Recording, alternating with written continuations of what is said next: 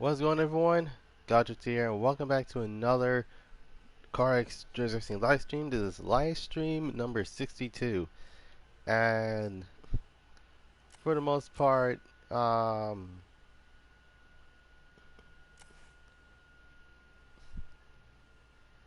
so um, so today I'm going to actually drift at least 3 vehicles from each class. Um,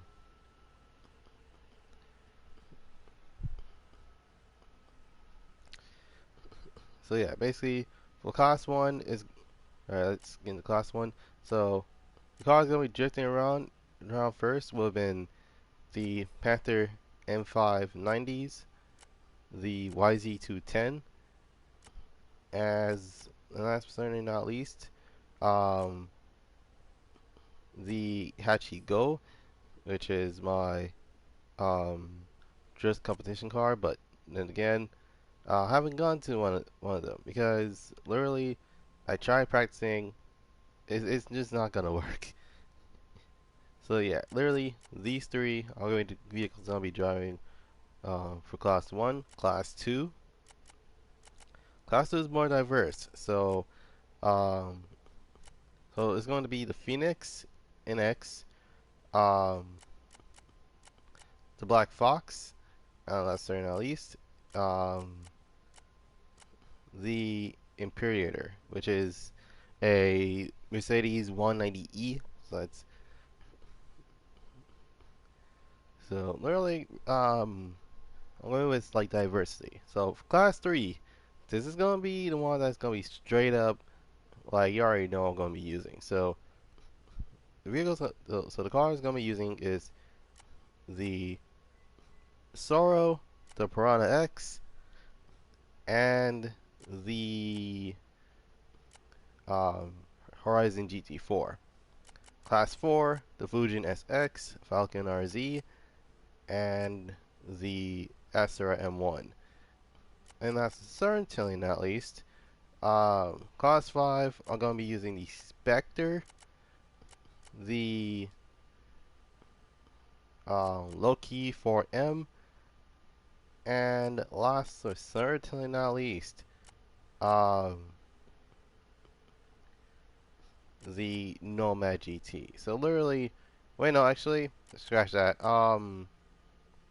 Spectre RS, Loki M4, and the Cobra GT 530. So literally, um, so that's 15 vehicles. Um, all right. So without any further ado, let's start on the first vehicle. Um,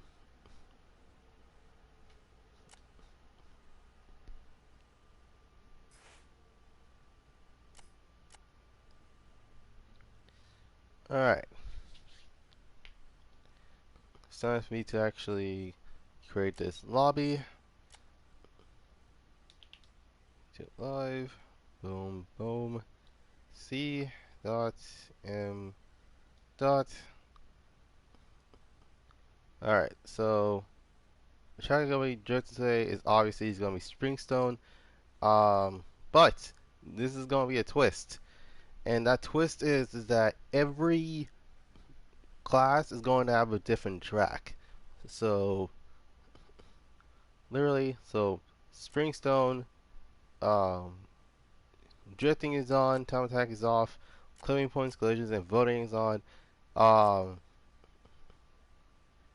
but this time, actually, well, it is the middle of the afternoon, so I gotta turn night mode on, unless it's nighttime. So, yeah, there's that. Um,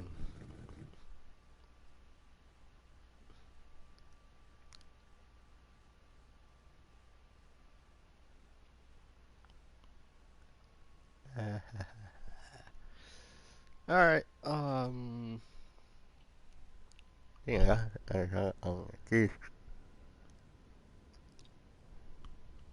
All right.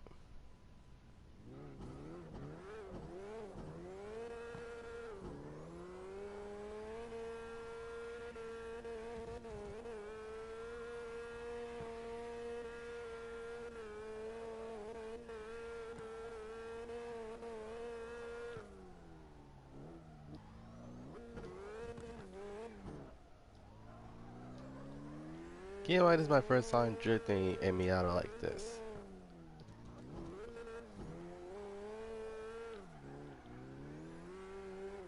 And it was already last time I saw this car, actually it was going through the car list, and you will see this car literally have like low bumper, low side skirt and low rear bumper, with no wing, and actually had a black top on it. So yeah, I decided to literally take out that mess, and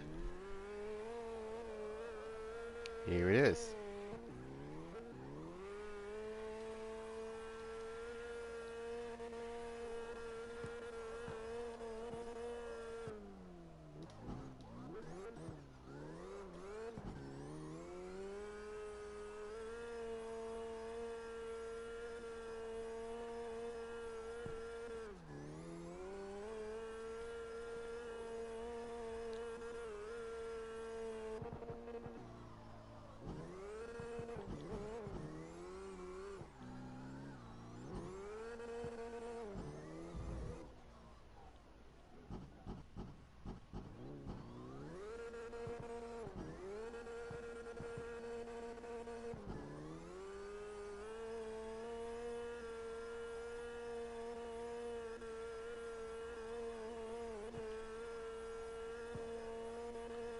Alright.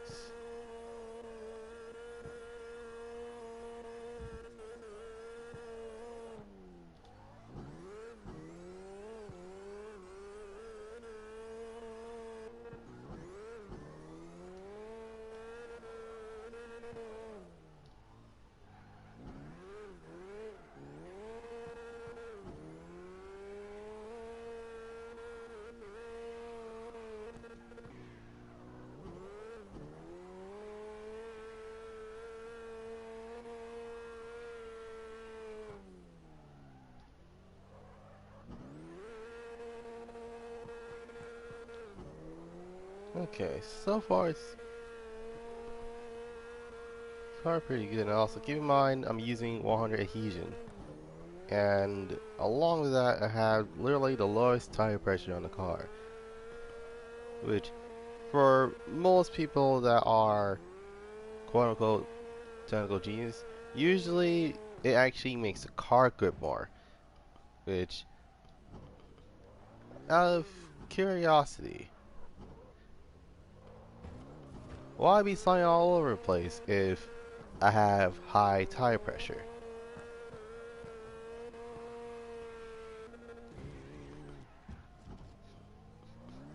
In fact, this is the thing. Although my suspension actually makes sense. Everything is stiffened up except for, well, the majority of the cars. Um, according to the apparent masters of this game, it, my tuning is all over the place. So is it because of my wheels or is it because of my suspension?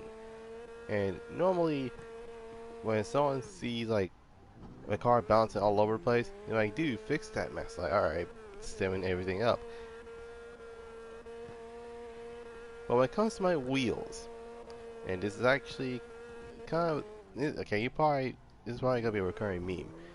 Keep um, recurring theme behind everything. So literally, it's a so depending on the wheel size, so for older cars um such as Miata or the Daihatsu, even the Hakosuka, those those type of cars they usually run either 15 or 17 inch wheels. With 90s cars such as the Miata, the Supra, or the Skyline, or anything that's 90s related, it's gonna be either a 17-inch wheel or a 19-inch wheel, or in the middle around 18-inch wheels. Um, but when it comes to like modern vehicles, I'll run either a 19-inch wheel or a, let's see, 19 to 20-inch wheel. Um, and wasn't wondering, wait, What about the Challenger that I had? Well, the Challenger is on 23s, which surprising, surprisingly though, it kind of doesn't make any sense at all.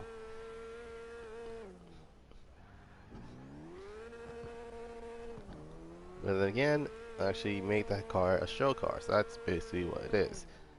Oh jeez.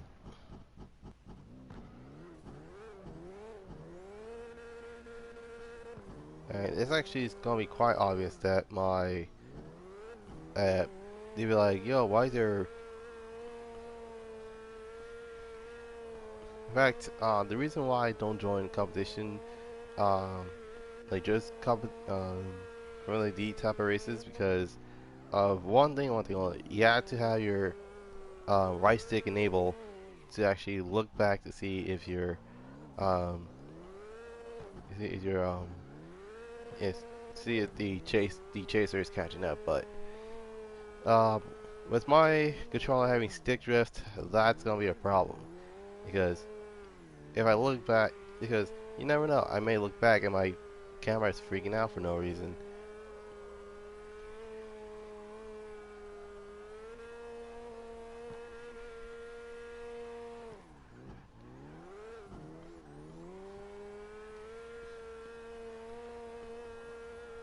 And not to mention, always get the same answer. Why is the car cambered out? Why does the car have so much camber? Camber this, camber that. Camber so far up in my, it makes no sense. Well, quite simple really. And this is actually not gonna lie, this is probably the most obvious answer of them all. Camber actually helps the car turn more. In fact, literal race cars use camber to actually get more contact with the road. So, for example, let's say that you're in the Nürburgring, and no. Before you guys ask, no, I'm not talking about stance boy type camber. I'm talking race car type camber. And literally, let's say that you're in the Nürburgring, and yeah, and there is that one corner that is consisted of a literal dip and a a turn at the same time. Your wheels will get contact with with the drop part of the road, and it's gonna be it's going to actually turn more smoother. Now, what does this have to do with any racing game whatsoever? Well, essentially what it is, and oh yeah, I'm sorry, Rockstar. I'm not defending you on this one. Like, what the heck is up with these? So was excessive camber. Like, I like camber, just not too much to the point where it's literally like, well, it's not to the point of scraping. It's more like if your car is that low. And I can tell you an example. My neighbor, okay, my neighbor owns a Miata that is so low that that literally his entire car has a lower bumper, a low side skirt, but the front is missing. Yeah, that's how low he was. And to talk about a lot of people literally like to, oh yeah, mess with the guy that likes camber because obviously he doesn't know what a drifting game is. Now, I would say you're right, but you can't take this game seriously. I mean, in all seriousness, there is a Halloween themed hot rod. There are 3 police vehicles that you can actually use. There is, and I kid you not, a semi-truck in the game. So, for the majority of it, if there's something like that, then I can't take the game seriously. And it's almost the same thing with Gran Turismo, where they have all the Vision GT cars. Those are concepts. Yeah, concept cars, not what it is. today, and this is a very good example. The Bugatti VGT and the BMW VGT are concept cars for the BMW M2 and the Bugatti Chiron, which, albeit more than it's more times that you can actually say about any other vehicle.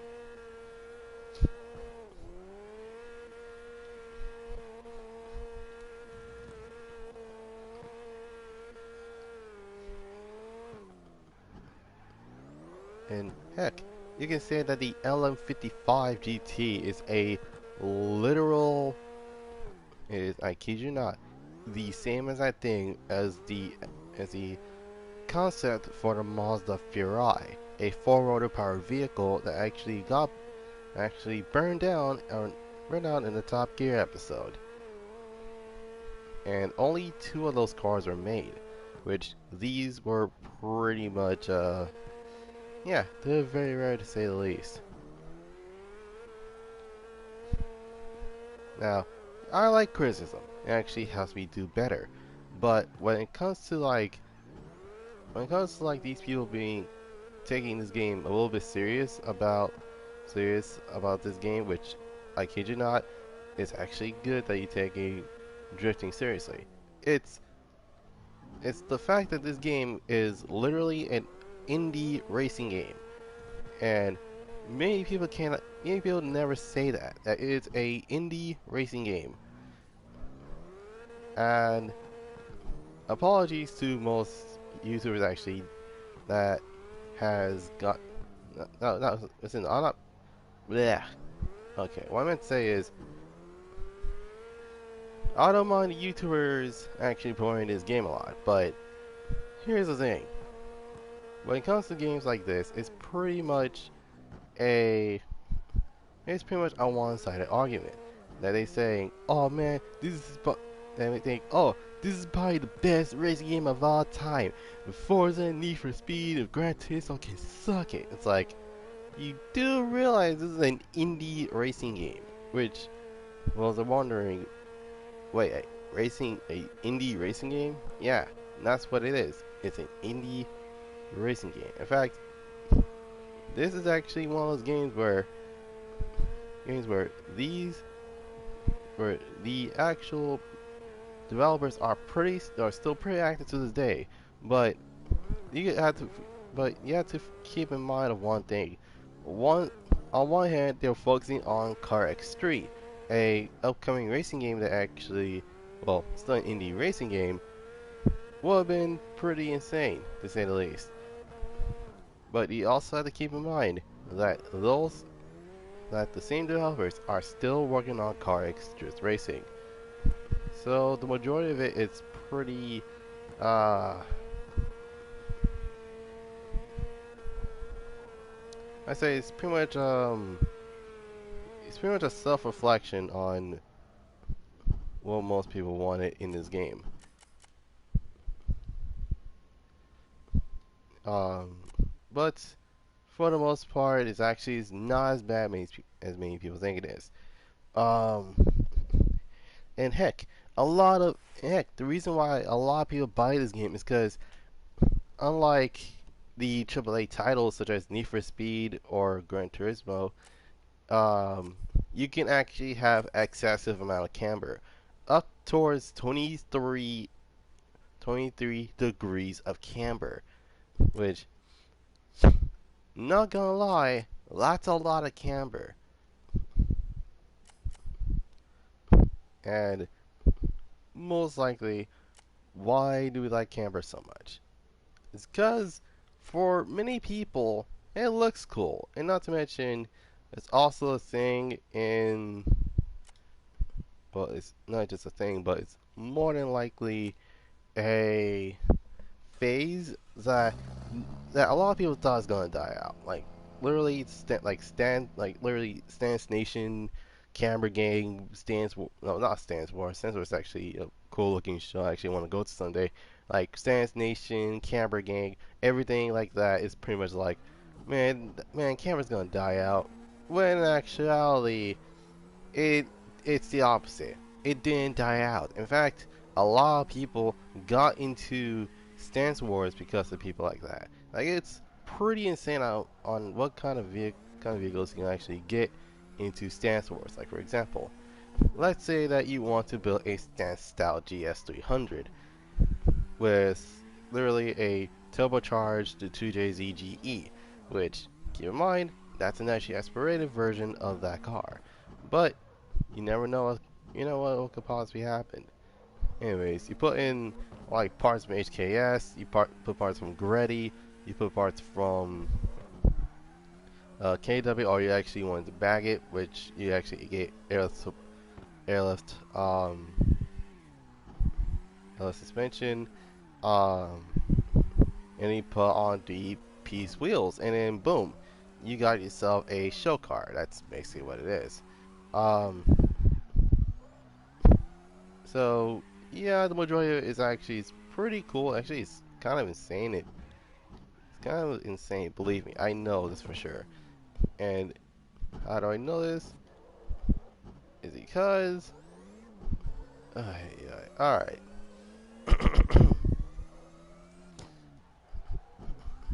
Well, did I know I actually grew up in the 2000s. Literally, um, this is where the ridiculous car trend started. So for the most part, um, 2000s, well, it was pretty normal to say the least, except the majority of the cars being, well, kind of broken to say the least. Let's get 2001, and excuse me, let's get all the way to uh, the middle. Let's get to, basically, uh, let's skip to middle of 2001. We actually got into the Fast and Furious, which also, for those that do not know, the 90s actually had something called the import tuner scene, a scene where literally actually is still to this day pretty much one of the biggest things to ever happen in around the U.S.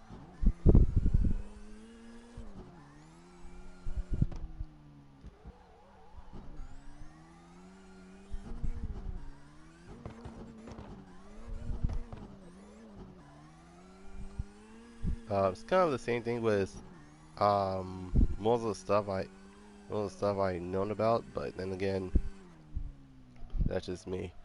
Um,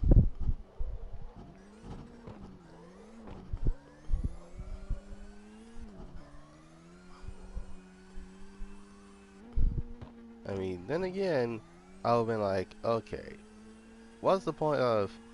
And keep in mind, they'd be like, oh my god, why you have so much camber? But they don't understand where I came from. Like, well, not where I came from, but why I played this game in the first place. And the reason is to have fun with the cars. Like for a this is a very good example. I don't know what it is about people that just just despise camber. Like it makes no sense. Like in racing games, oh yeah, it helps you turn. That's the thing. But they forgot one thing. I buy this car for me. Like I legit. The reason why I bought this game is I bought it for me. You don't have to like my content, but my goodness, it's most likely it's kind of like the same thing where it's kind of like the same thing where like let's say for example you wanted waterfalls and you wanted something that has like 6 spokes, and one person will be like, oh no, don't get the waterfall. The waterfalls are bad. Get get some TE37s. Like those are the best wheels, or actually MK RPF ones. And I'm like, dude, do you not realize how expensive those wheels are versus waterforms?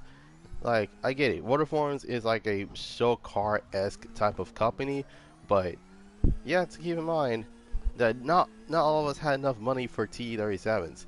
In fact, the majority of the cars in the car scene had TE37s at one point or the other. It's kind of like having And heck, even you have enough money to buy some TE37s, you have realized that a lot of people had TE37s, which most likely not only discourages not discour doesn't just discourage someone of owning a set of rotor forms, but basically what it is that they actually want to get things such as, like, let's say someone wants to get the Liberty Walk kit for their BRZ, which also just letting you guys know that is indeed a thing. Just letting you guys know. Anyway, so they wanted to get a they want to get they want to get a Liberty Walk for their Liberty Walk kit for the BRZ, but one person's like, nah man, Rocket Bunny, that man just put on 3-piece wheels, add a giant wing, boom, it's better than Liberty Walk. And it's like, really? Like I want to be different.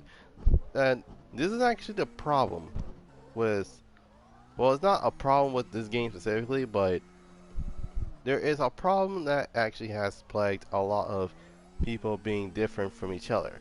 And it is, well, it's not just individuality, but they want to be different from everyone else. And that is the only thing that's a problem. Like, it's trending. Trending is most likely what it is. And for those who don't know what trending is kind of like, well, it's like, oh, it's a new thing now, and then it dies out much later. In fact, um, like, you never know. And this is the reason why I like the water forms a little bit more. And it's because of one thing and one thing only. Excuse me. Um, and you have to keep in mind that same T37 wheels maybe be mistaken for T37 reps. And for the most part, they be like, nah man, these are legit real T37s. And it's like, you sure? Are you sure you're not just running some T37 reps? I mean, it's literally, like, for example, let's say that I want to get some Cosmos XT100Rs. Like, those are some really good quality wheels that are pretty much good looking. And then you actually gave me a set of reps. And right off the bat, you can actually tell which is which because the quality is there. Like, that's basically what it is. The quality is usually there. And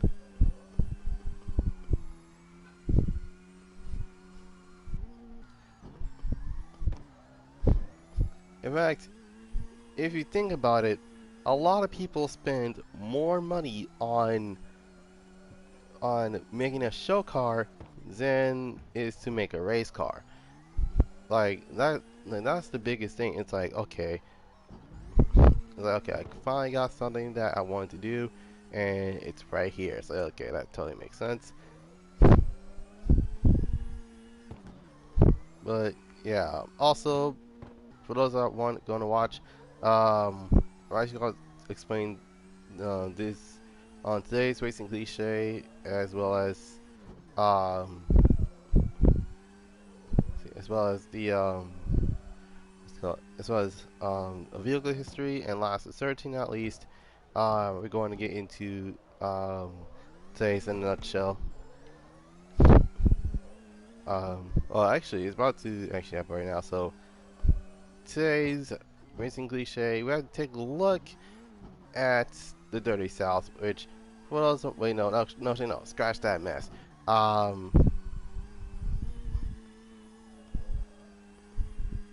so yeah, today's racing cliche, you gotta take a look at the West Coast's appearance in the car scene, or in one or another. Many people do not know that we have this sort of car culture, or if they did, they probably see it somewhere else, or it's like, oh man, that's not West Coast, it's East Coast.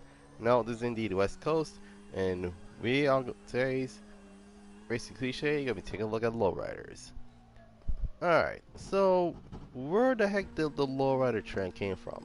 Well, it actually came from the Mexican community. Yeah, it came from the Mexican community around East LA. And well, essentially essentially kind of vehicle it is. Essentially, uh, it's either a 60s long wheelbase muscle car such as an Impala or a an Impala or Le Mans, or is it like a or is it or it's short wheelbase, basically being a Monte Carlo, Cutlass, um, or basically the Grand Prix and everything else. Um, but actually, as we have to go all the way back, and by all the way back, I mean all the way back to Los Angeles, 1950s. And yeah, this is actually older. This is actually, if it's older, if not as old as the hot rod community. Now, although although hot rods are all about really high suspension and going so fast, the the opposite, the low rods can actually be the opposite, where they ride low and slow. That's basically what it is. In fact, unlike the hot rod communities where they actually build the cars to race and show, these cars are legit just for shows. Same thing with the chopper. Same thing with the choppers in Midnight Club LA. Not Midnight Club LA, Midnight Club 3. But like I said, the majority of it is pretty doggone insane. And yeah, it actually makes more sense than everything else. But then again, you can say that it's one of, if not the biggest things to ever happen in the west coast of the U.S. Which was wondering, what about the people on the East Coast? Well, there are three vehicles that you have to figure out, that you have to know about, which is only the trifecta of Japanese import luxury cars. So literally, on one, so yeah, the East Coast has three vehicles. It's either the SC or GS, the Infiniti Q45, and last but certainly not least, the Acura Legend, Coupe, or Sedan. It's so you can say that it's five vehicles, but these five vehicles came from three manufacturers. Well, yeah, the West Coast actually we have a thing for old cars, so there's um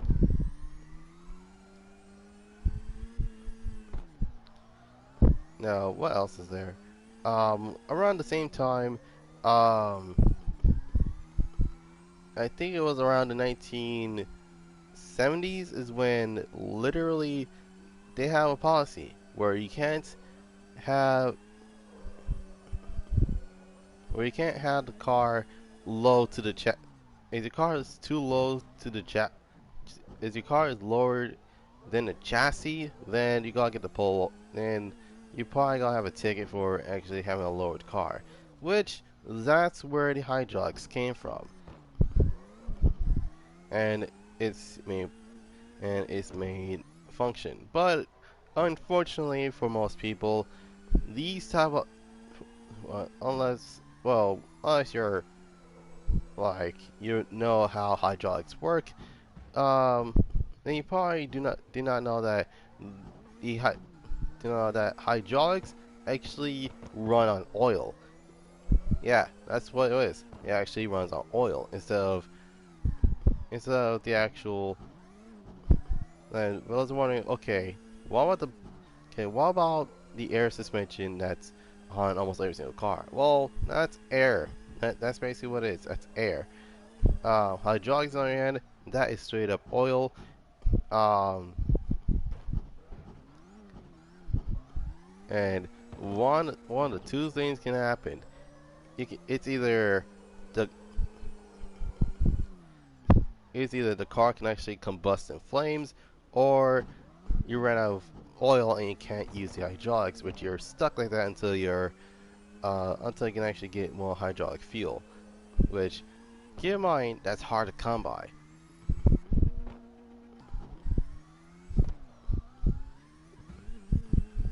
So, what about modern day lowriders? Well, unless you're the average GTA player that likes putting literally money rims with white walls and painting your car the ugliest color as possible, then you don't know what you're doing.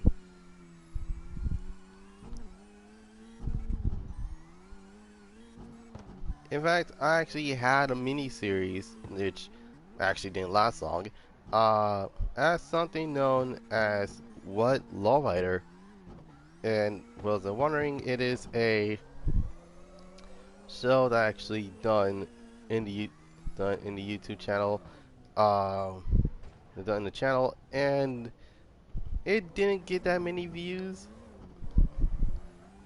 As far as everything goes, um,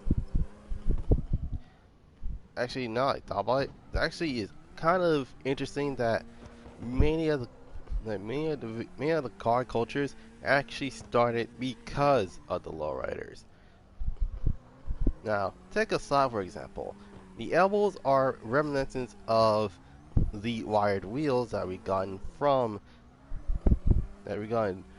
for basically basically any wheel company entirely, ranging from Kragers to Zeniths to even the famous Dayton wheel, which keep in mind these are wired 20 wired 124 spoke wheel, which can actually range from either 13 or 14-inch wheels. And 14s is actually stretching it, but then again, what can I say? It's pretty much it's a very cool vehicle to actually drive around in.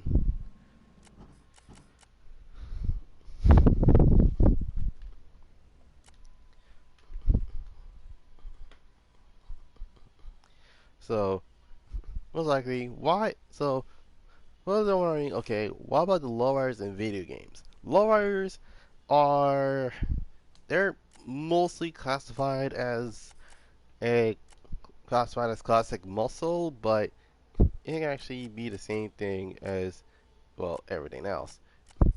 But the majority of it is actually it's not as bad as many people think it is. It's essentially a well, it's not just a way of life, but it's more of a lifestyle, if anything.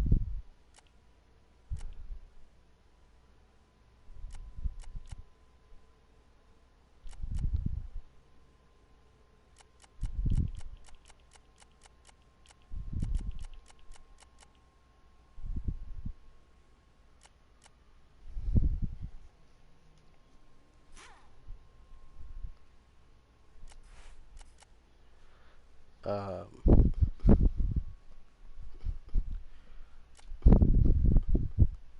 now, this is now there is once there so if you want to know more about lowrider culture or basically what lowriders look like, um, I recommend watching the movie Lowrider or watch a documentary of lowriders such as Sunday Driver, which fun fact, this actual video was in GTA San Andreas. And I kid you not, it was probably the most insane thing that ever happened because around the same time, this was the moment where my this is actually the moment where I actually discovered the lowrider scene in any race game period. Now, now you're saying, wait, what about Need for Speed Underground 2? Need for Speed Underground 2, even though it has hydraulics, they didn't have proper lowriders. And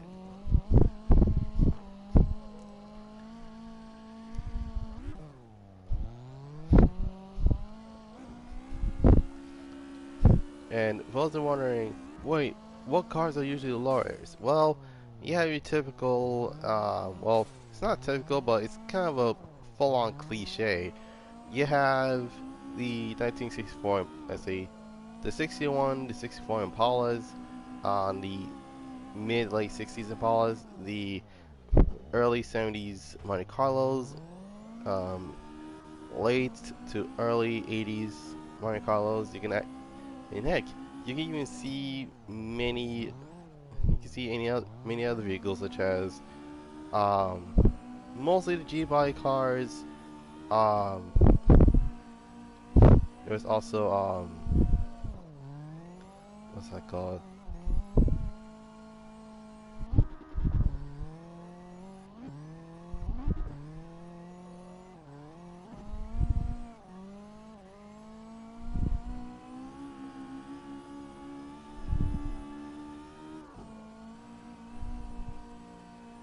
Um, what is it? Oh yeah.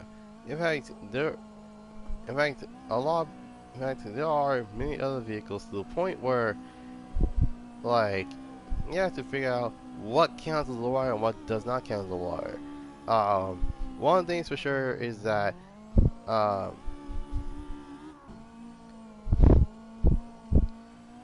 now, if you want to talk about a traditional lowrider, you have to look.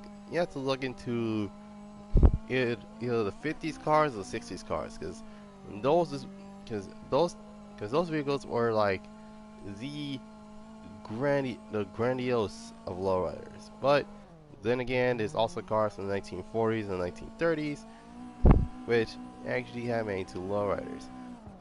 In fact, a 90s Cadillac actually can be considered is can be considered to be converted to a lowrider. But then again, that is all perspective. That's basically what it is. So for you futuristic game developers, you want to actually um,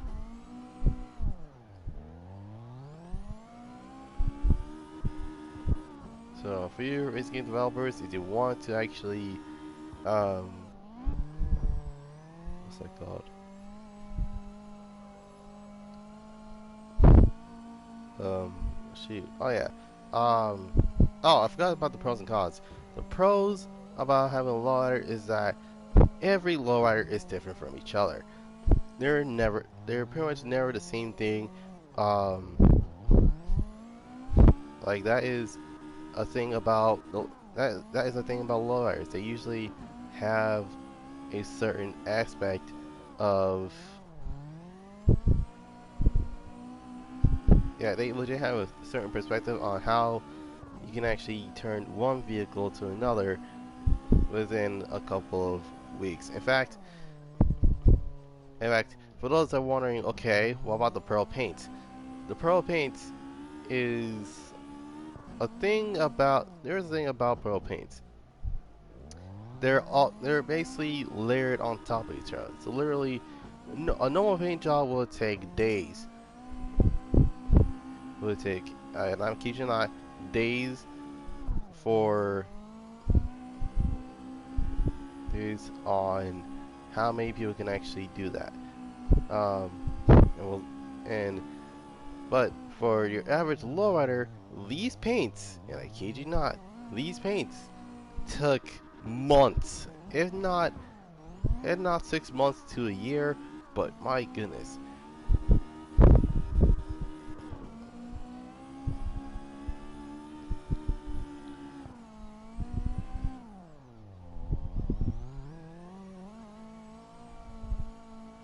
Well, yeah, it's pretty insane on pretty insane about the lowrider scene being they're pretty much a lot of their cars are pretty much a variant of custom that a lot of people didn't realize.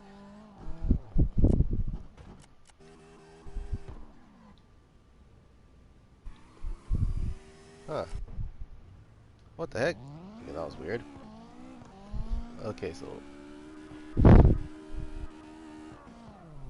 oh jeez, that was pretty close.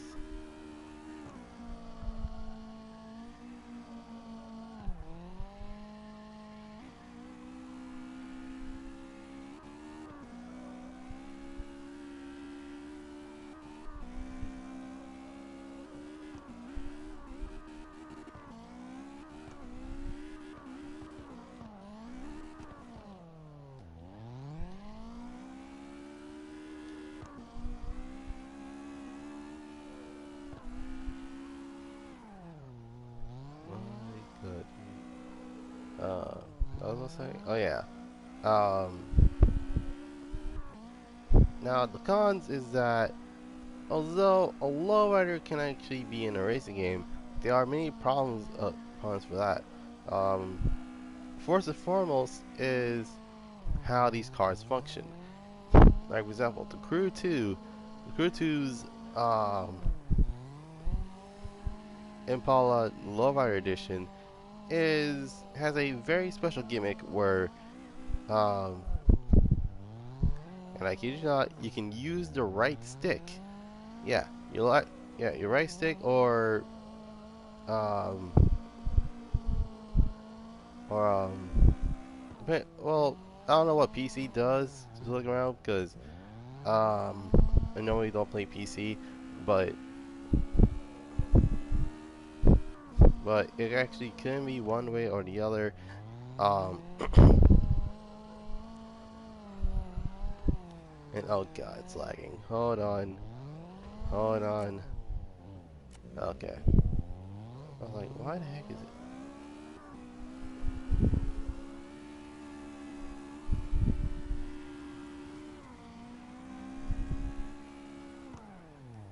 Oh great.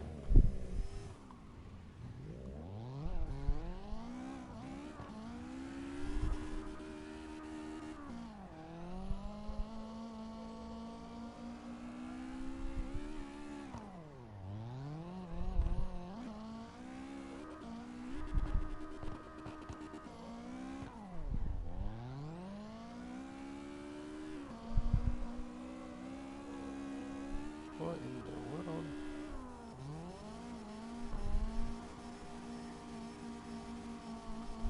What was I saying? Oh yeah. Um, so the cons is also the fact that um, is that modern games don't have anything that's lowrider related anymore.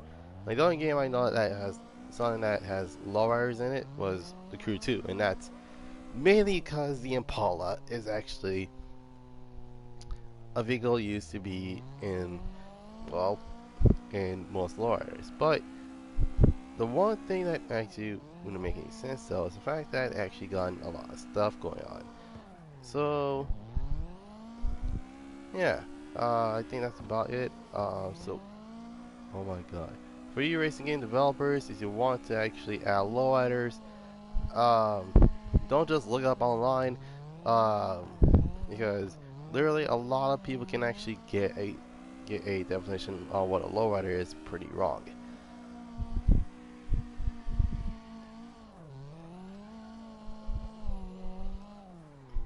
And also, I will legit suggest try to actually look up um, like try to talk to a lore enthusiast. Like they will probably will tell you on what is and what's not a lowrider. So yeah, that's basically that's today's racing cliche.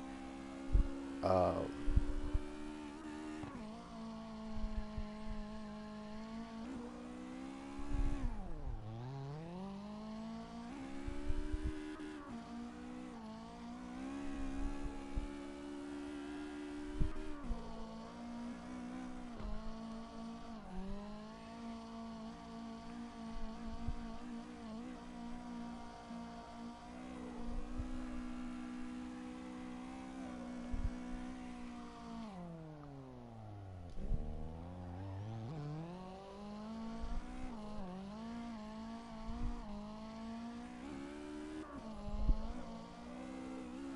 all right.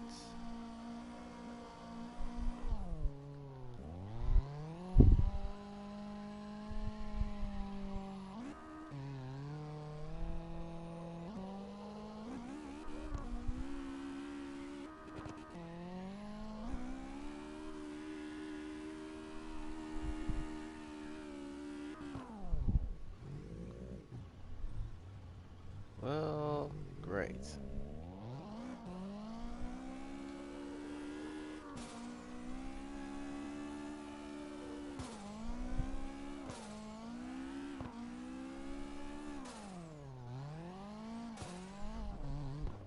Jesus. Okay. Uh,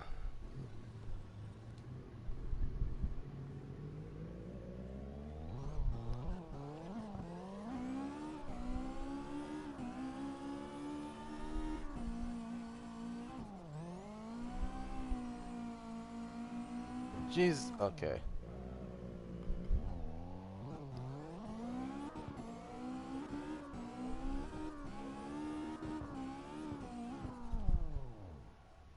Oh God.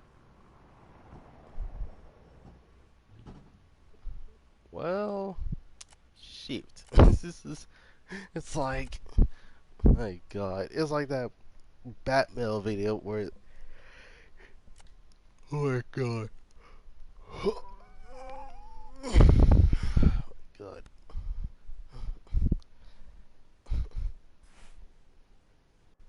Not gonna lie, so good. I actually end up went to bed at around 11. Um, and I end up waking up like around 6:40 something.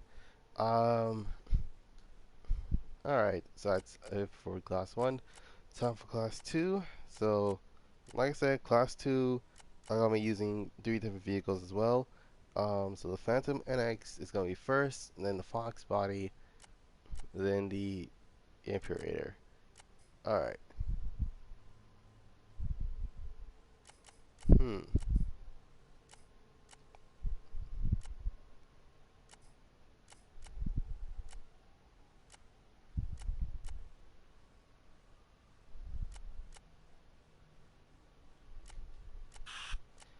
All right.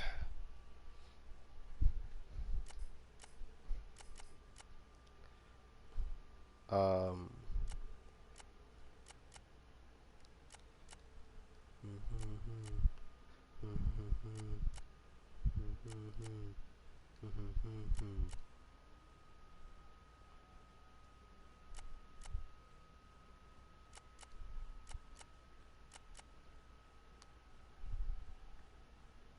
Mm,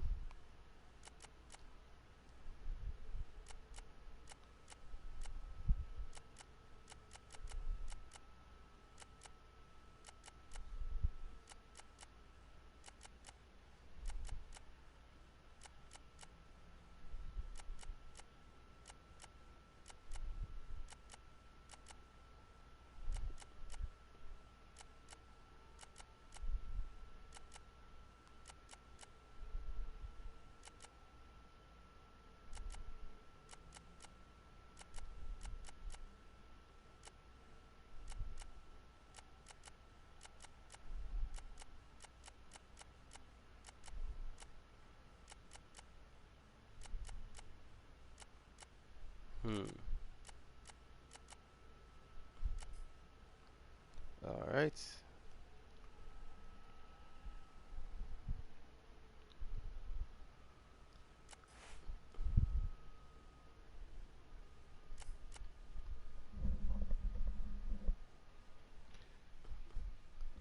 All right. So in terms of today's vehicle history, we got to look all the way back to the 1980s, and you probably will see why. Wait, no, actually, I have an idea. What I want to talk about. Um, oh, wait, no, actually, shoot, my bad. I meant to actually pick that track. Um, shoot. What's it gonna do? Oh yeah. Um,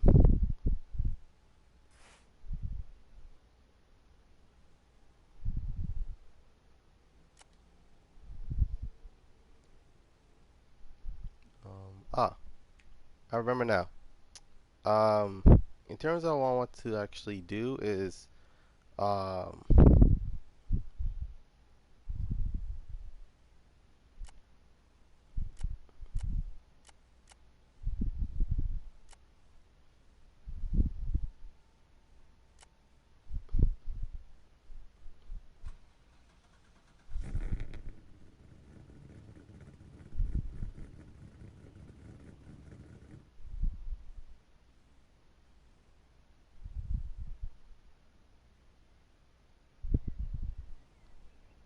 no, what's I saying? Oh yeah. Um,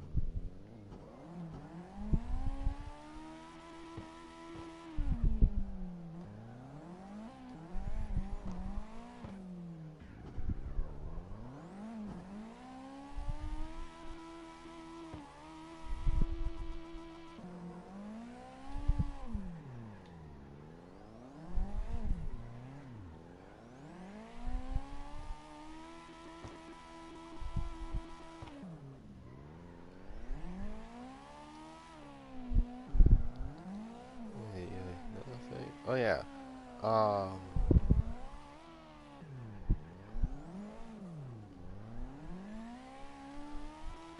let's see. I already know what car I want to talk about today, so uh, yeah, there's that. No, and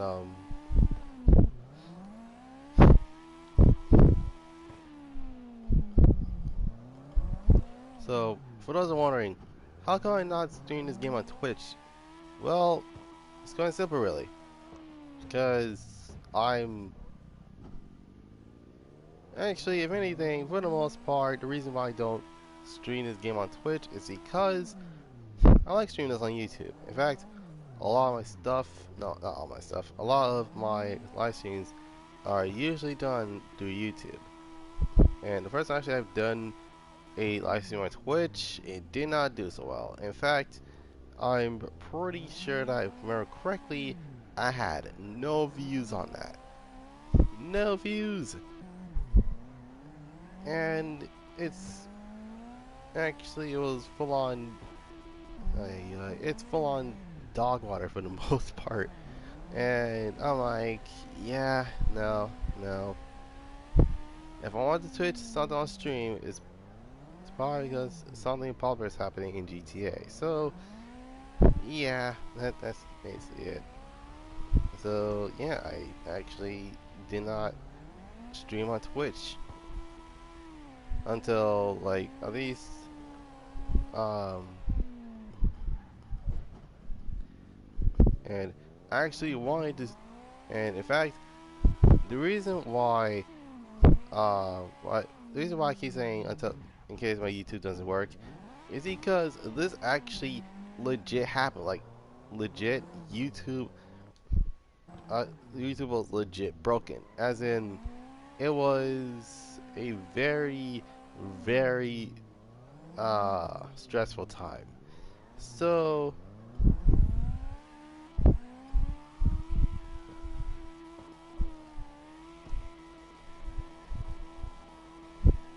so I'm over here, I'm like, okay, this actually makes no sense.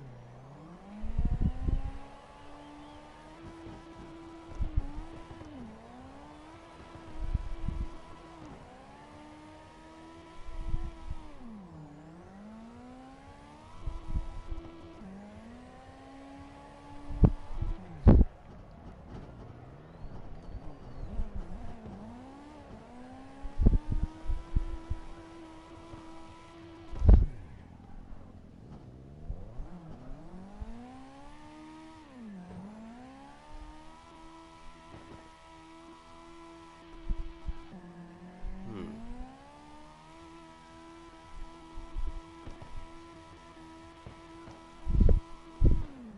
Okay, so it's almost time to actually tell about today's vehicle history. Alright, so today's vehicle history, you want me to take a look at a vehicle that actually was once one of the most reliable cars in the, well, not most reliable, not most reliable, it's actually, wait, yeah, it was actually one of the most reliable luxury cars of all time. In fact, it was so cool that Nas had one, Biggie had one. It's actually one of the 3 Japanese imported luxury sedans. And today's vehicle history, I'll be taking a look at the GS, the Lexus GS. So, yeah, GS 200, GS 400, GS 430, GS 460, etc. So, without any further ado, um, let's get started. Alright, so where do we start? We start around the 1990s. In fact, we're starting around early 1990. And Lexus actually has Lexus actually started selling the LS400, but they feel like they don't want to just make one version of the car, so they actually imported their mid-size sedan flagship car, the Toyota Aristo, and they actually rebranded them as Lexus. And for those who are wondering, what in the heck did the GS stand for? Well, essentially GS stands for Grand Sport, where LS actually stands for Luxury Sport.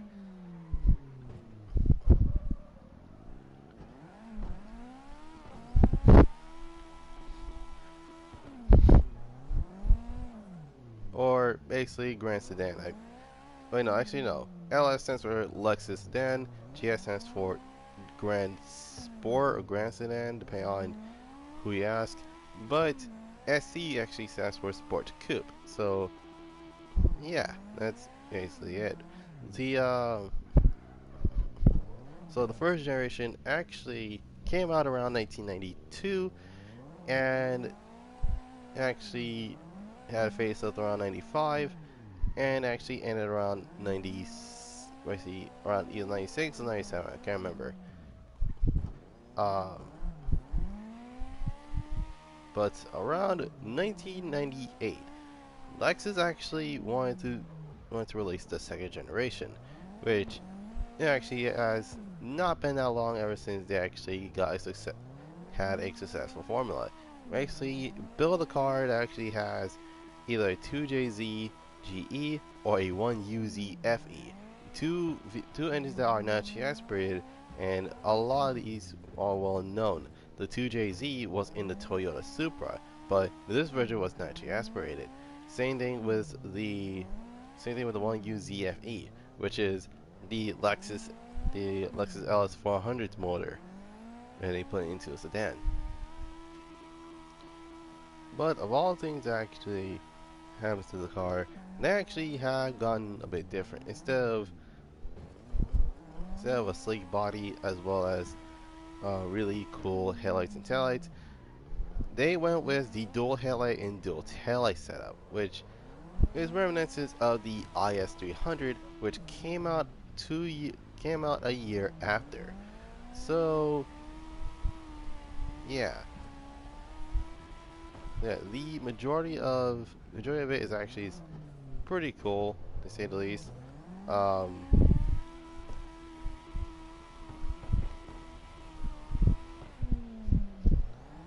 so most likely, um, although technically the second generation are still came out around 1997.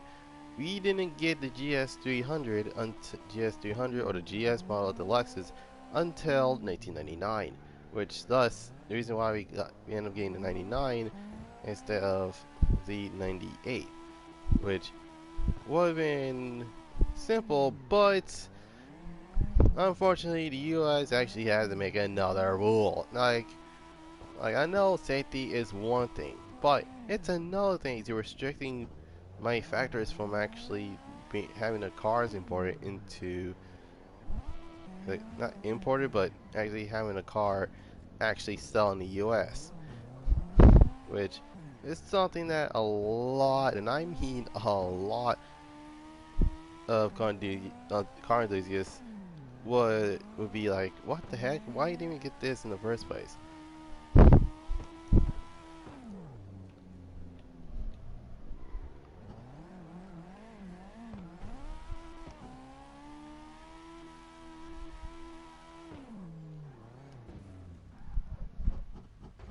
Hmm. Now what was I saying? Oh yeah. Um. So yeah, the majority of it's actually is kind of like that. It's pretty insane on saying what kind of vehicles there are or what it is. But then again, depending on what kind of thing it is, but the thing that most of us usually have is that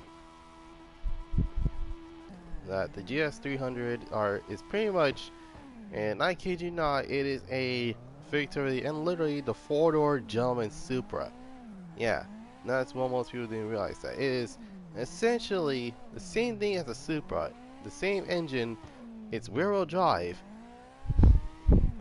but it's naturally aspirated, which, forget that, man, it can actually slap on a turbo and it'll make just as much power, if not equal to that power of a Toyota Supra.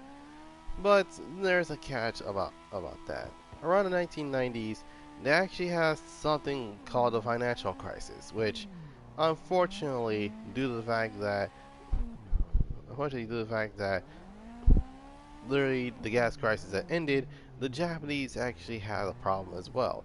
It is known as a financial crisis, which not only that they had the gentleman's agreement, which only makes cars that are around 276 horsepower, which half those cars are freaking lie, but it's one of the things that actually makes it, which one of the things that actually does make no sense whatsoever.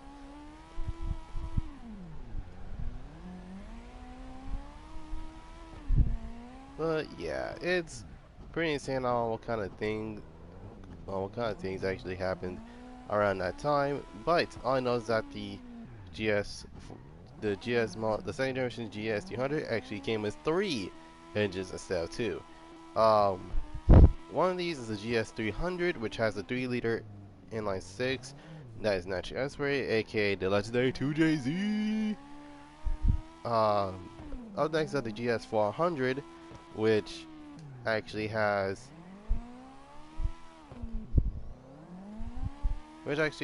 two variants. A 4-liter.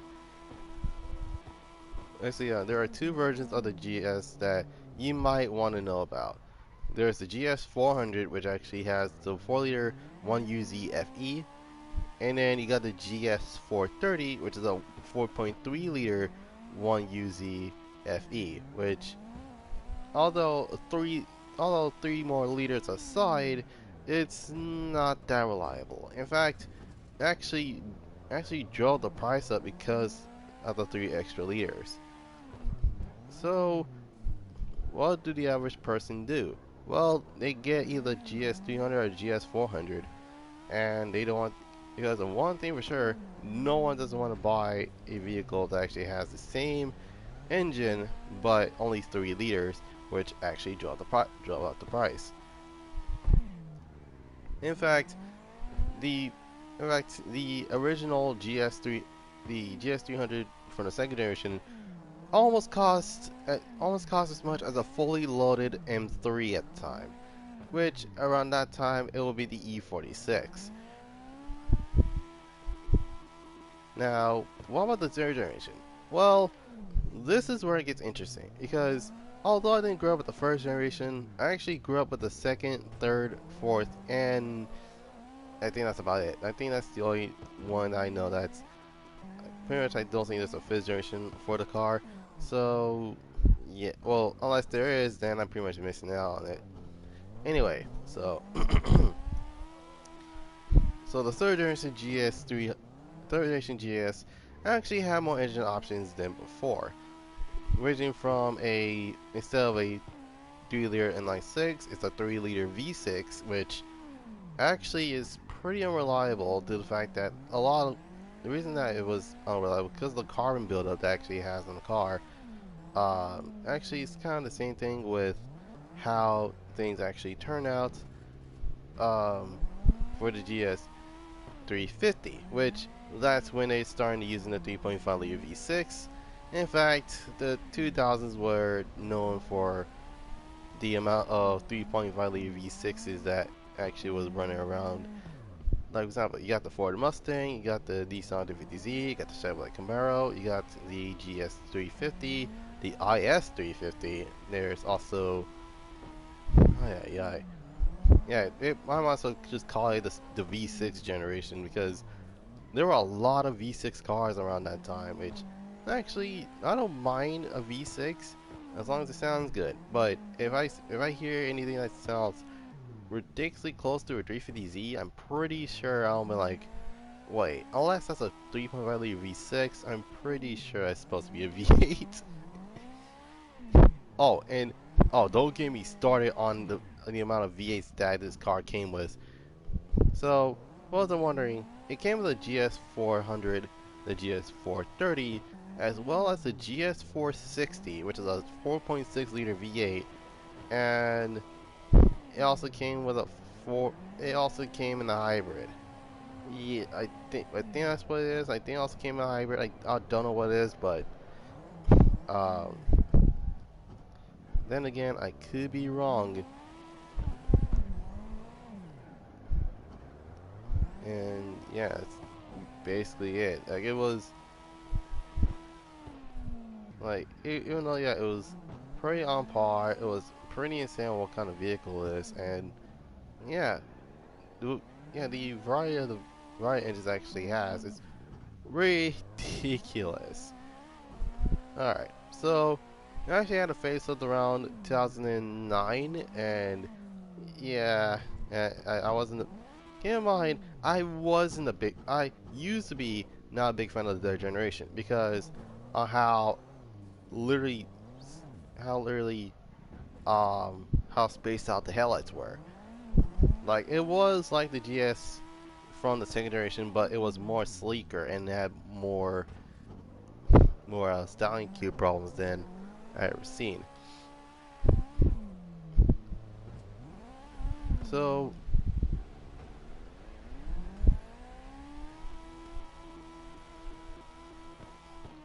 I was wondering, okay, what is it about?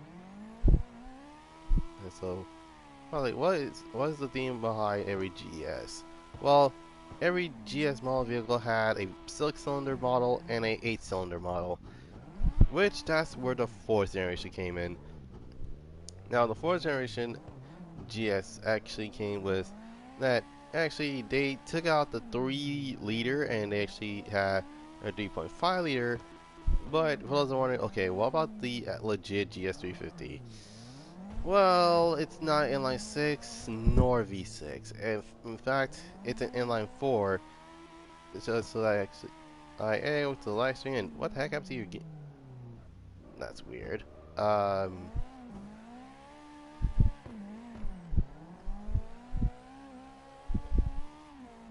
I'm looking at my guy, I went to the live stream and I not look at it and I can't. I didn't. Okay, not gonna lie. I'm like, what the heck? Where's the name?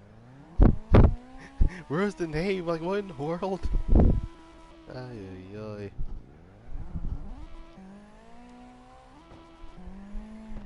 Oh, jeez.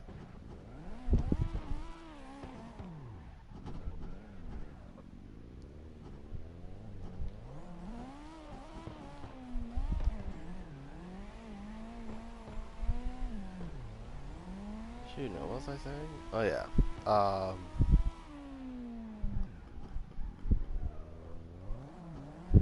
So yeah, the fourth generation GS300 GS. Bleh. Cannot speak today. Hello, English. So yeah, the fourth generation GS actually did pretty well until it was like around. I think it was almost like around. But for the most part, the third generation actually came out around 2006 and ended around 2012, if I remember correctly. Because around 2013 there was a GS concept that actually was depicting the fourth generation, which I didn't mind actually. It actually looks pretty sick. In fact, I actually sat in one of those. But um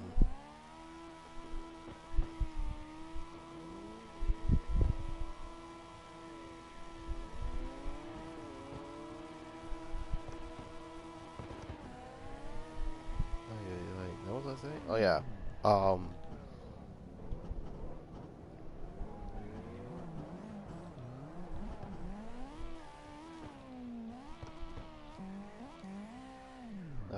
shoot. What was I saying? Oh yeah. Um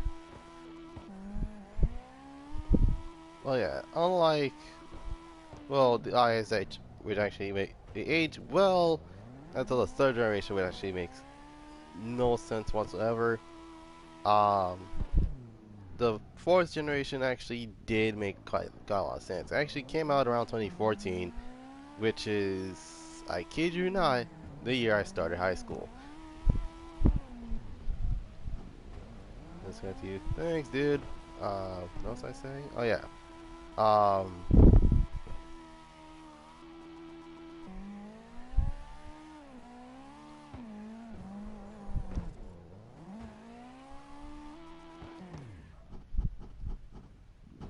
I may be switching cars a little bit sooner than I thought. What was I saying? Oh yeah. Um,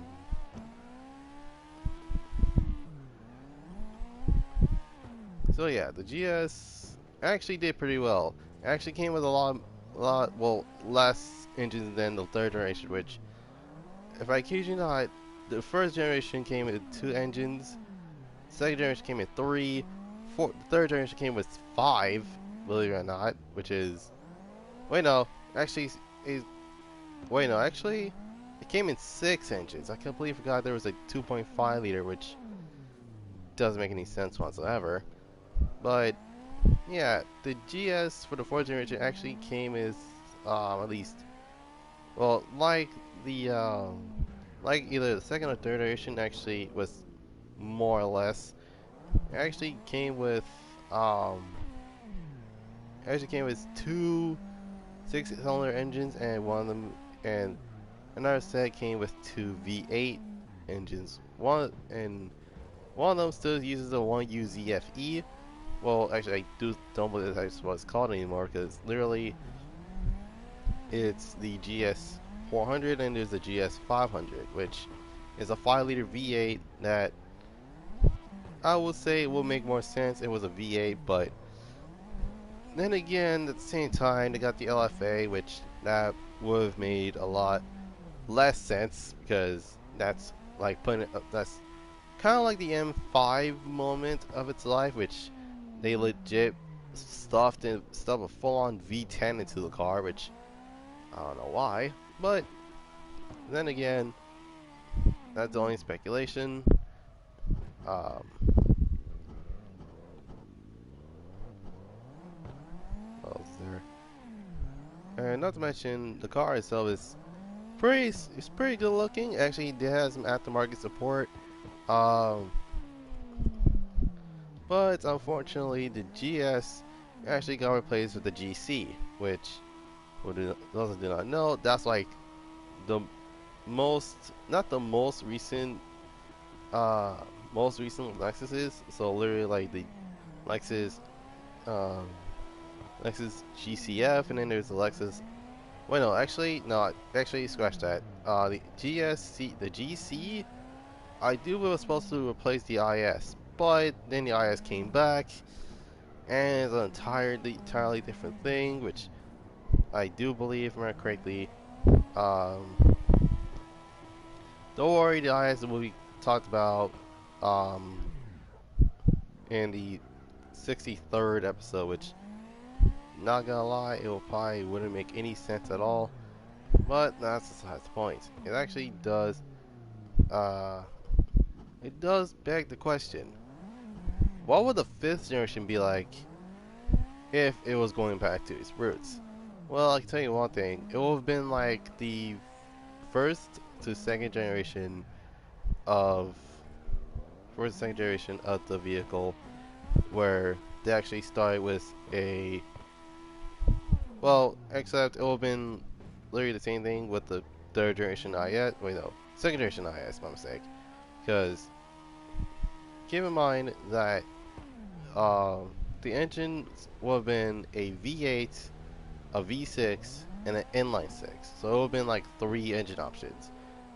But then again, due to the fact that every single anyone in the mom are switching to hybrids, I would not be surprised if the GS actually came in with a hybrid model, which, although discouraging aside, it'll make crazy power, but also being fuel efficient, which that's what they're going for these days. Like, they're going for fuel efficient, even though even though they'd be like, oh my god, like the hybrid's not gonna work, just do all electric instead.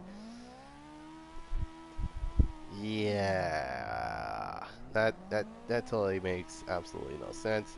Although I'm in it for electric cars, like, don't get me wrong, but just don't do what the Eclipse and the Mustang did and turn them to full-blown SUVs. Like, I like literally sitting down in order to get into the car, not just climb up to the seat and then boom, I'm in. No, I like sitting down, like, like, for goodness sake, like, it's one thing to get in a vehicle that's literally as tall as you, but if the car is lower than you, then it's like, you know what, I probably need to sit down. Like, let me just get into the vehicle before I do anything else.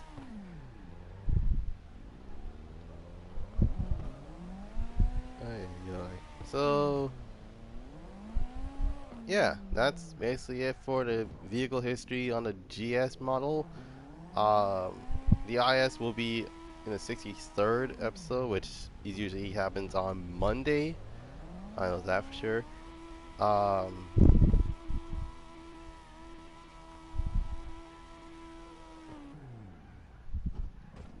Jesus.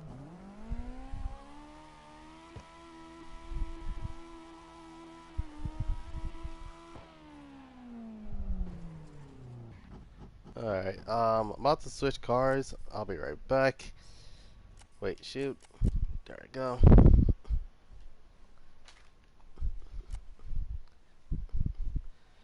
Ay, ay. Yeah, see your name was sub. I'm a sub. Okay, cool, dude.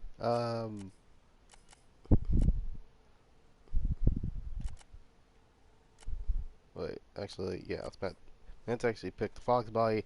So so literally every single time I stream, I actually want to do something a little bit different. So this is something that I want to do for a while, which is actually use three cars, then use three cars on the same track, then I'll say show a different class, then use a different track. So that's literally like going to like the first time the first one I did was Springstone, which is kind of obvious because that's why you should go to, because obviously there's enough sliding to actually, you know, until I'll tell you like, you know what, I'll be right back. Need to do something. You can park your car somewhere.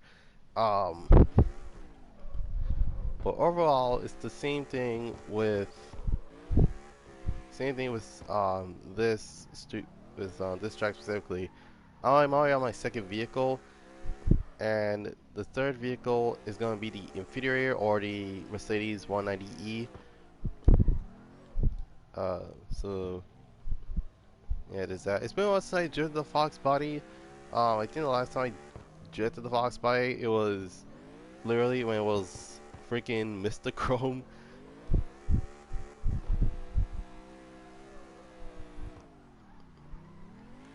Well, yeah, it actually is pretty insane on what it is.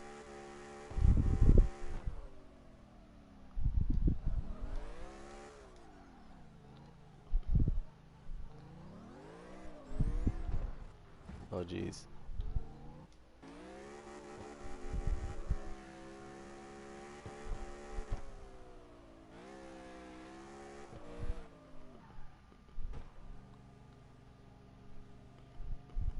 Why don't go to all? With you? I'm in online. Like what in the world? Um, not to mention, literally, it's like a public session. That's basically what it is. Um,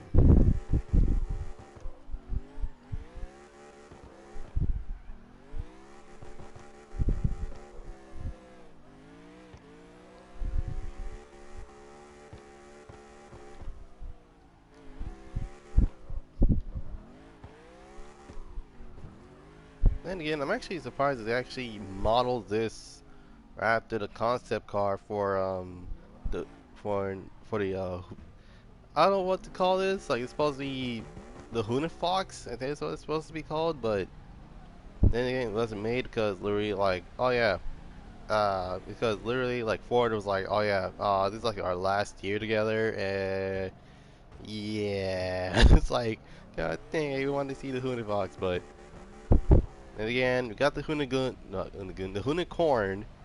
We got the Huni truck. We got Kasi. We got shit. What else is there? Um, we got the Focus. I think they also got the Fiesta. Um, but yeah, it was one of those cases where it actually gotten interesting throughout the years, where every single thing that Ken Block owns is freaking insane. Although all-wheel drive doesn't make any sense at all, but it does make sense for its. It makes sense for a different reason, and that is because literally, how is someone gonna drift around a 1400 horsepower car that is rear-wheel drive? That's one thing for sure. It's like, okay, how are you supposed to drift around in a Oh Jesus, my bad, dude.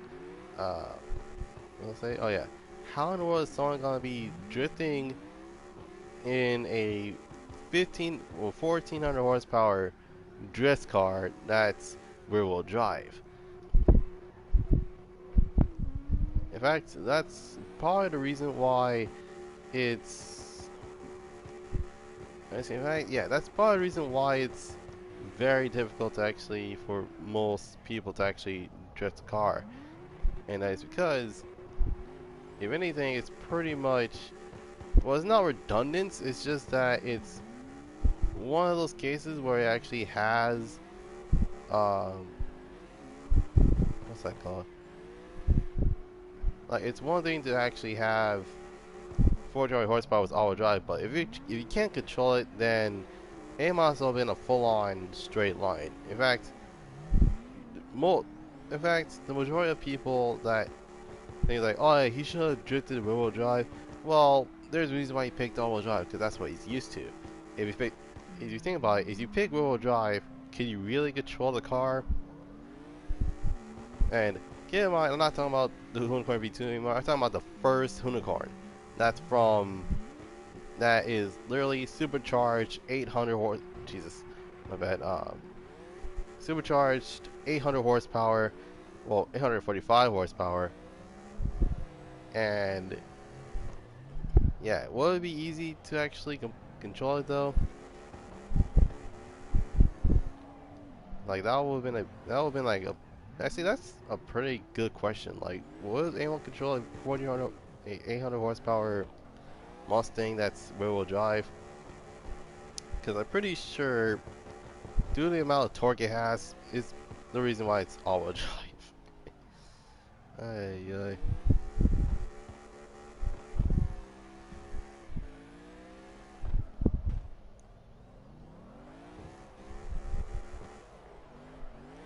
Alright, so around 2 minutes, gonna talk about taste in a nutshell. And before you guys, you like the car and the guy in your game. Oh, you talking about the talking about your skyline? Hold on, let me sit still real quick. And wait, actually, I'm stupid. Could have just done this and um. Wait, hold on. Let me go into. Wait, no, not controls. Game. Do. Hate turn this off and turn this back on because that's the reason why. That's on controllable stick drifts. So okay, so it's okay. So it looks like a satin deep purple with flames and something tells me that the wheels are stock, but I can't tell because he's drifting all over the place. Ay, ay, ay. Okay, so he had the low. So he has the. So it looks like a UGT type body kit. Um. Okay. It has a wings. It has a roof spoiler, but doesn't have a wing, and the card tiltless. Um. Wait, I think I know what it is, but I could be wrong. Oh, okay. These are from those are from the. I don't think they're from the Just RC category, and it has tire lettering, so there's that. Um,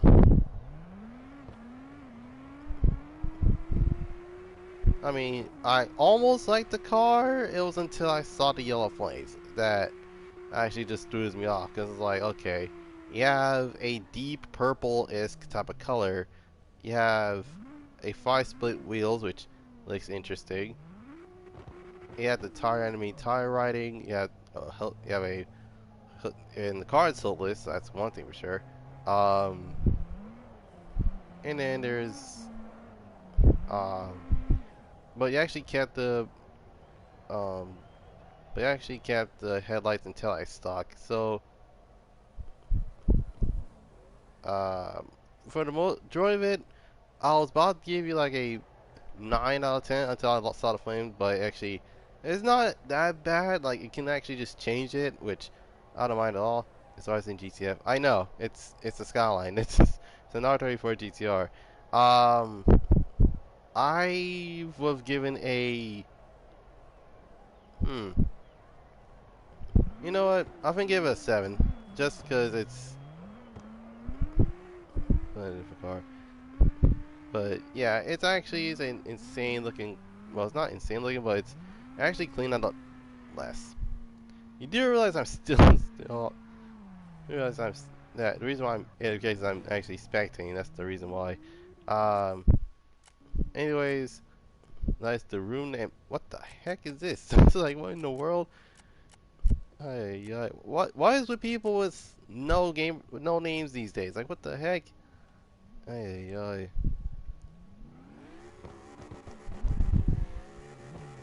and Jesus. Hey.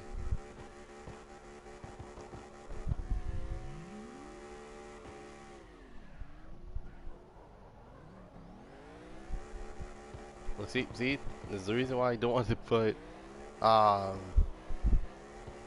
Ay. I probably need to put. I probably need to put in a. I need a bunk.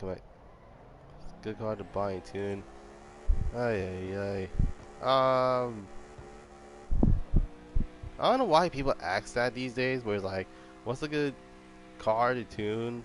And it's like, well, any car could be a good drift car as long as you know what you're doing. Um, but I would recommend the 180SX, which is the I think it's called the Phoenix NX, remember correctly. Um, Either that or the S14, which is known as the Fusion SX.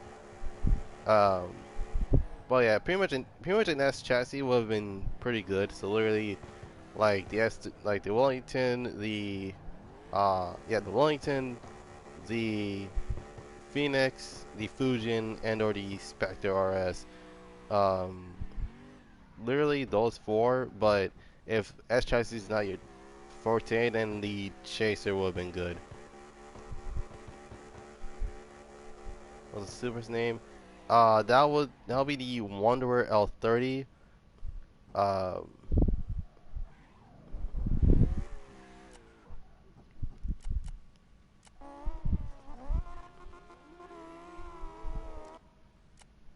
okay, that makes no sense. Why in the world does it show that there's no name whatsoever? But when it comes to like spectating them, oh yeah, boom, there's a name, and it's like, what the heck? That's weird.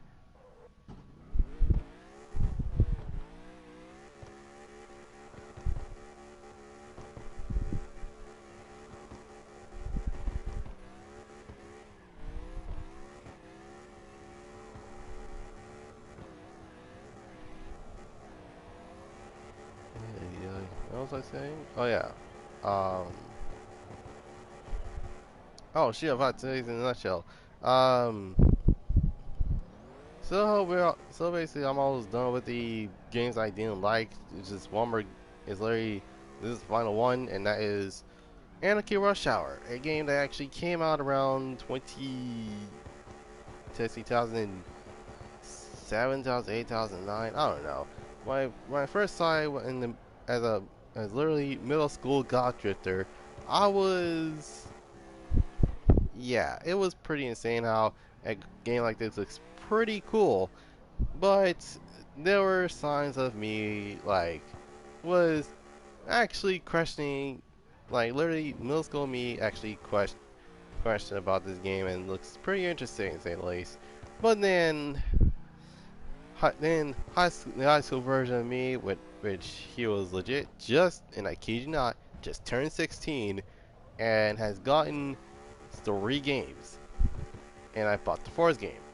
One of them was Grid, one was Mortal Kombat, the other one was Motorstorm, and I ended up buying Anarchy Rush Hour. Uh, yeah, Anarchy Rush Hour, a game that I didn't expect to like, but in the end of it, I really didn't like it. Like, of all the games that I've played, it was pretty. Well, it's not subpar. Like the title said, it was complete anarchy. As in, it was a pretty bad game, to say the least. I mean, then again, it was an indie title game, which I don't mind an indie game whatsoever. But as long as the indie game is good, Anarchy Rush Hour is the product that should not exist in the first place and shouldn't exist in the first place because of one particular thing, and that is the story, the cars, the city. My goodness, I can just go on about what kind of game it is, but all I know is that it is a crashing. Well, it's not a crashing game, but it's more like, it's kind of like if Burnout meets the worst game to actually to come out in around the 2000s. Yeah, it was that bad, and oh god, oh my goodness. Let me tell you, okay, the story was, my goodness, this story can actually kiss the brightest part on my butt cheek because it actually makes no sense. So, for those who are wondering what the story is about, essentially, oh, jeez, my bad, dude. Nice eat though. Anyways, oh, Jesus. What was I saying? Oh yeah. So the story is like this. You're this macho guy that actually just came back from a street race, and all of a sudden, boom, your girlfriend gets kidnapped, which you're like, okay, that makes no sense.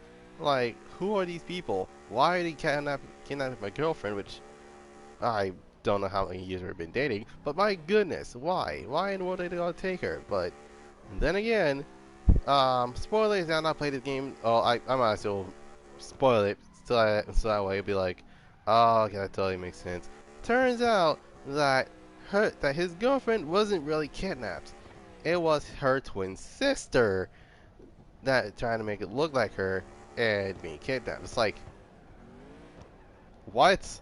That's the story? That's it? What? Why? Why does this game exist? This game does not make any sense at all. It's like, oh, great.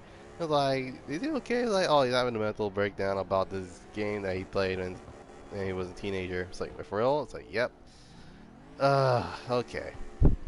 So, literally, car list, worst cars ever. And I kid you not, the first car he started with is a, well, jeez, my bad. For those wondering, okay, okay, it's a first car, Chrysler, yes. Which Chrysler, you ask? Well, most of my relatives call it a 300, like it was the first 300. But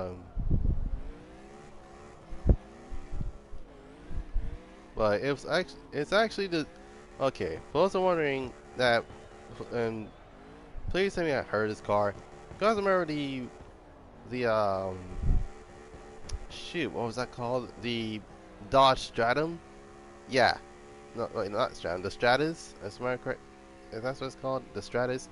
Yeah. Think about that, um, but replace the Dodge Stratus with Chrysler badging and a 300 badge. That's basically what it looks like. Oh, and it's more luxurious too, which that on its own makes no sense. Um, but yeah, that makes no sense. Customization is a joke, as in none of those cars were customizable. In fact, okay, what's the name of Super's name again? Wanderer L30. Wait, are you talking about the fourth generation or the fifth generation? Because two of those cars are different from each other. One of them is the Wanderer L30, the other one's the Nomad GT, which that'll be the Mark V. If you're talking about the Mark IV, then that's the Wanderer. Didn't hear you. Maybe the RX-7. Oh, okay. That was what was I gonna say? Oh yeah. Okay. Are you talking about the Mark IV or the Mark V? Because the Mark IV is the Wanderer L30. The Mark V is the Nomad GT. If you're talking about the Nomad GT, then that'll be the Mark 5. Wanderer L30, that's the Mark 4.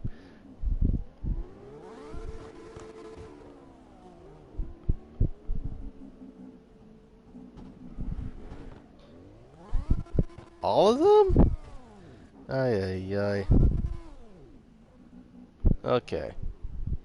So, the Mark 4 is the Wanderer L30. The Mark 5 is the Nomad GT. And I'm talking about Supers, by the way.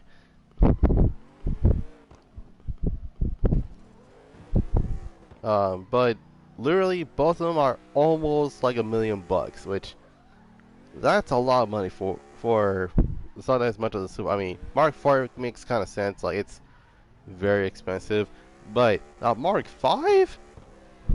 Mark 5 is 65K alone. Like, what the heck? That makes no sense.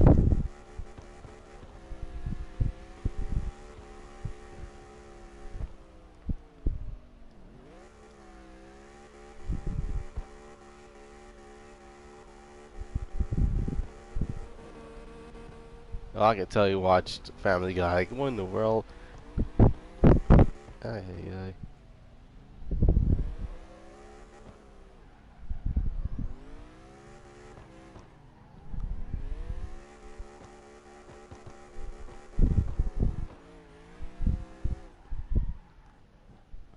Okay, I probably need to switch cars.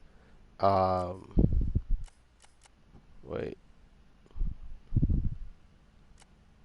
Okay, 7 people so far, so I should be good to go.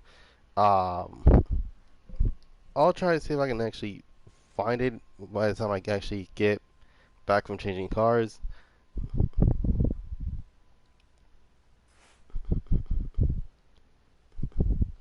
But yeah. Speaking of which, the cars itself in that game was pretty. That yeah, the entire. Yeah. What did I tell you? Like, can you tell me the names all my time? Sorry. Oh my freaking god. Okay. This is the Mark 4. This is the Wanderer L30. The Mark 5 is the Nomad GT. Like, it's literally in the names for these for this. Okay, this is Spectre RS, which is an S15. The Rolla ZR is a Toyota Corolla. The Carrot 2 is a Mark II. Oh, see, yeah, it's called the Toyota Mark II. That's the name of it. Cobra is the Mercedes E63. Oh no, E63. It's C63. So, bleh. Can't speak today. It's a Mercedes-Benz sedan. I can't remember. I think it's either the C or S class. One L30 is a Supra. Cobra GT530. Am I using vinyls? In terms of my cars, yes, a lot of these are pretty much, um, a lot of the stuff's self-made. I made some recreations, but using the actual, um, like the in-game brands. So there's that. Okay, let's see. Yep, it's still there. All right then.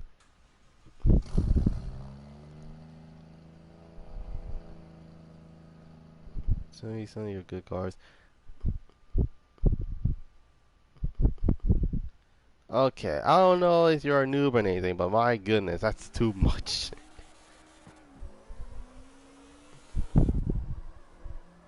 Jesus. Not good for drifting.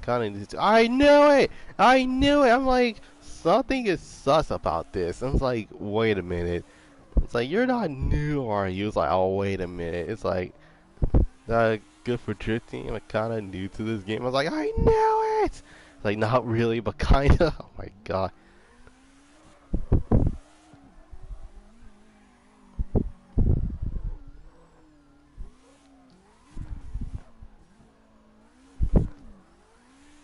Yeah, man, I haven't drifted this car like ever. Like I literally bought it because there was a Phantom kit for it. That's basically it. Ay, ay, ay.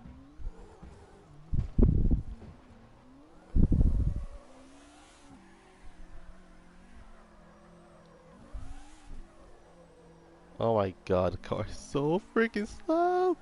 Never mind. Hold on before you start before you start acting up for no reason. I might as well show you. Capiche? I'm going nowhere. Ay ay ay. It's like what in the world are you trying to act up on me? Oh heck no. First and foremost, this absolutely makes no sense. Ay ay ay. It's like you got this. It's like ay ay.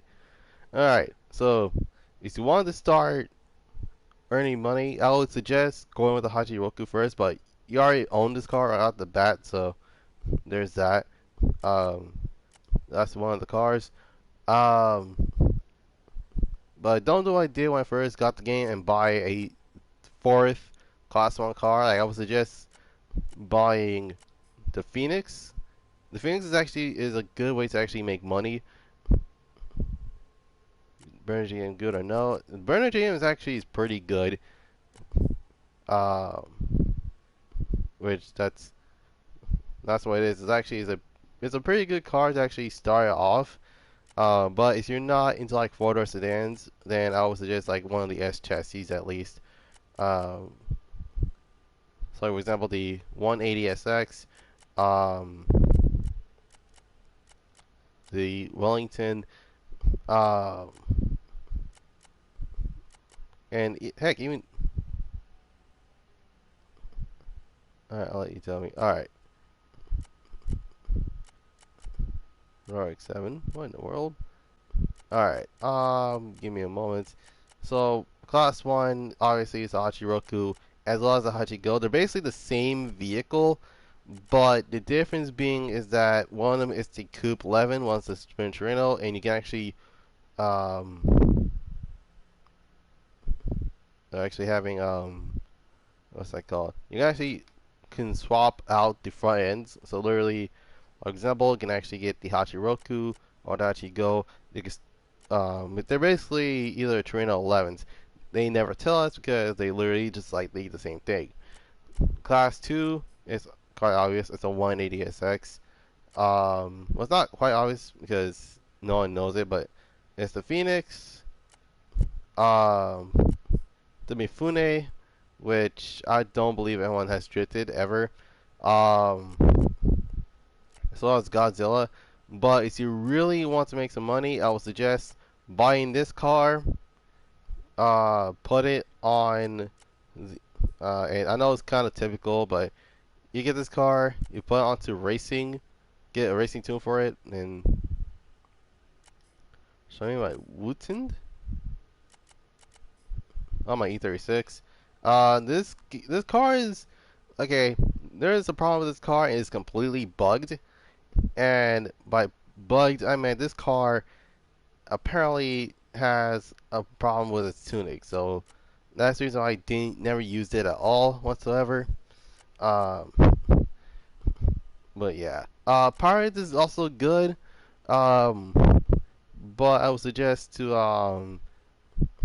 don't do what I did and and try to make it as low as possible. Um, Class 3 is where everything gets different. So I would suggest the Raven RV8, which is it's not a bad card to actually start off with. The Sorrow is also pretty good. Same thing with the Piranha X, the Falcon FC, and last but certainly not least, the Wellington, and I kid you not. Although yeah, Horizon Zero 4 is good. Um, and surprisingly, this car is also pretty good. Yeah, that's the surprising part. Like that car is pretty much on par with most of the cars in this game. Um, the Fusion XX is one of them. Um, the RX-7 is another one. Uh, Glorious XZ. It actually is pretty good to say the least. Like it's not as bad as many people think it is. The Samurai 2, which is another um Toyota Mark II, but it's actually an earlier model. The Asura M1, and last but certainly not least, um, Blast Prince. Is the bandit good? Are you talking about? Wait, are you talking about the what's that called? Uh, bandit. Are you talking about the M5? I never used the M5 actually. Like this, like I haven't used the M5 like ever, like at all. Um, and then there's also the Flash, the Bandit, and not Bandit, the Unicorn, and last turn at least the Spark ZR. Uh, Class 5 is a entirely different breed. Um, but the S15, the Carrot 2, um, GT530, Loki 4M, Imperior. Wait, I was in the Imperior earlier. Um, but then again, it has been once to actually use this car. And keep in mind, I was actually trying to make it look like the, you know how like there's like a lot of AMG GT3 cars. Yeah, that's supposed to be what it is. Um,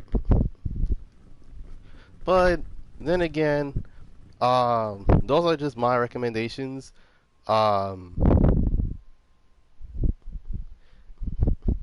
if you want to know what's a good what's that called? If you want to know what a good car is, then I would suggest going to Gustius because um because he's legit one of the only YouTubers that actually has done a lot of testing on testing for the cars. So there's that.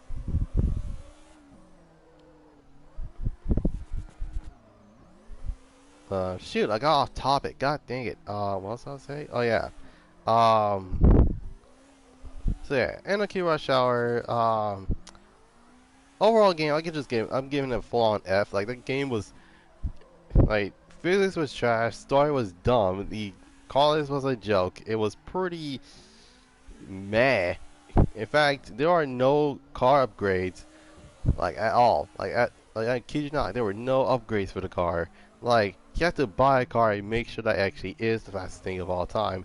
But that wasn't the case in terms of my playthrough. My goodness. So yeah.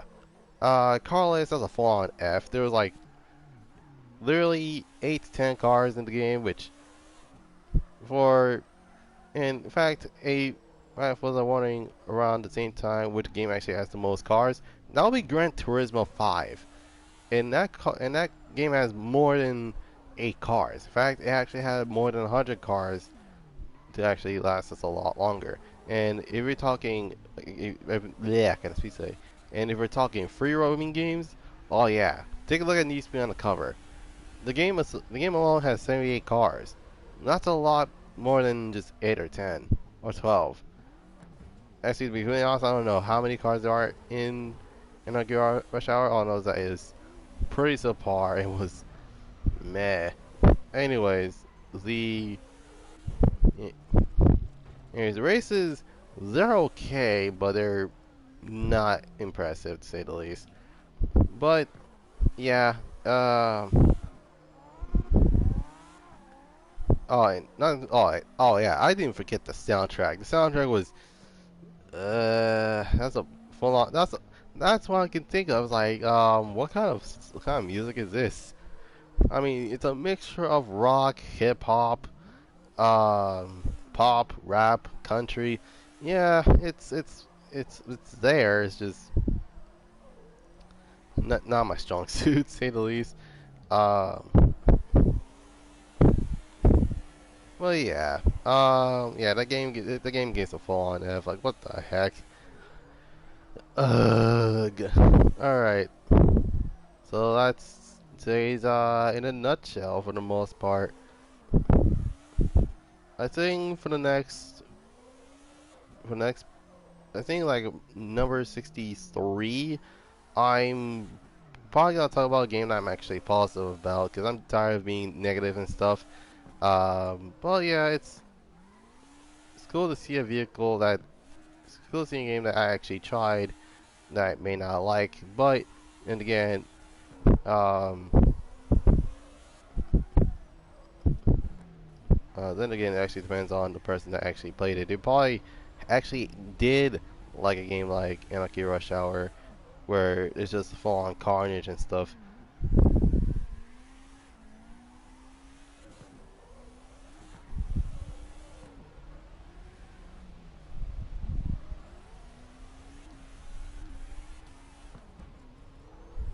Ay, ay, ay.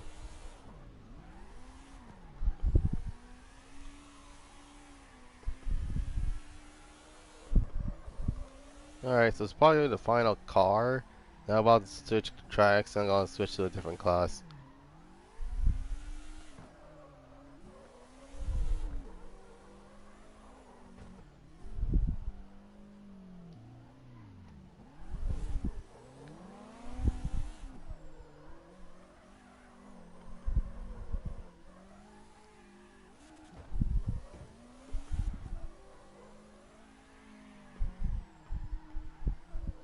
My goodness.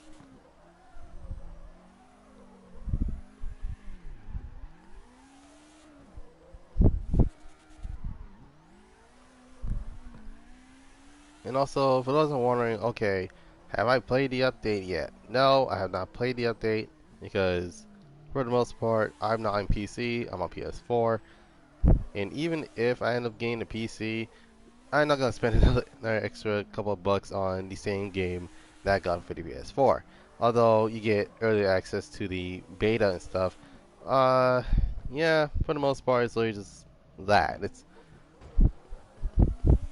like it's one of literally the biggest cases of um,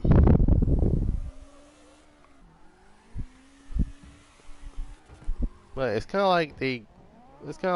Oh, okay, I was about to like turn around and mess up that dude's line, but yeah, the majority of it, it's like, okay, if I had a PC, will I be spending more than a couple of bucks on the same game? Because although I get access to the same vehicles, but I get to actually experience those vehicles entirely. So until, and I kid you not, until the update comes out, I will not be talking about it anytime soon. So yeah, there's that. Um,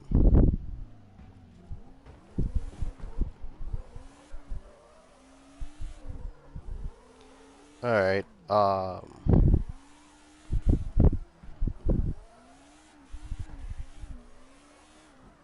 Hmm. Okay, for the Imperial, it actually is pretty good, but then again, I never used this car before. Ay, ay.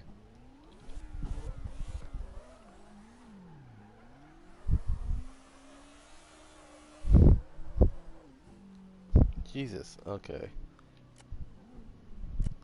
Okay, so it looks like. Hmm. Okay. Hmm. Not gonna lie, that looks pretty sick. Um.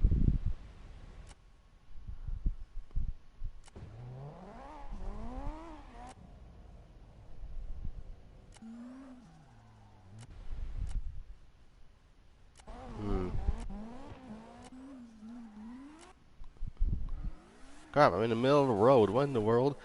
Oh, great. I'm like, wait a minute. Let me just. I probably need to park somewhere.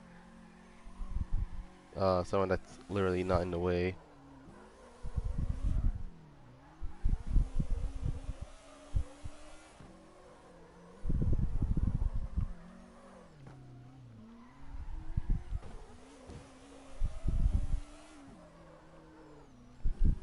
But then again, I actually wanted to do something with the crew and the crew 2. So basically, I want to make a full-on documentary on what my experience is with both the crew and the crew 2, which is games I still have to this day.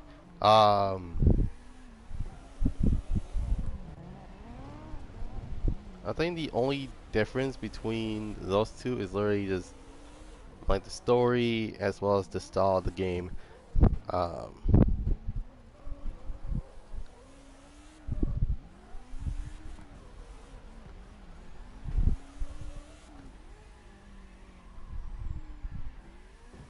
Jesus. All right. Um, all right. Time for me to switch courses and switch classes. So literally going to exit. Um, so depending on the time of it, by the time I get done with it, then I'm pretty sure it's gonna be like around at least.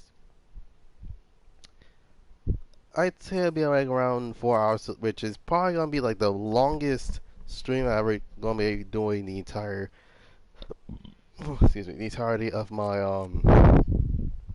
YouTube career for the most part. All right, so in terms of what to use, um, very correctly, I remember now. So literally for class 3, I'm gonna be using the Sorrow, the Piranha, and the Wellington. So literally a SC, a Z, and an S chassis. That's basically what it is. Um, Alright, let's start off with the Sorrow, which actually is not a bad car to drift around in. Alright. Um,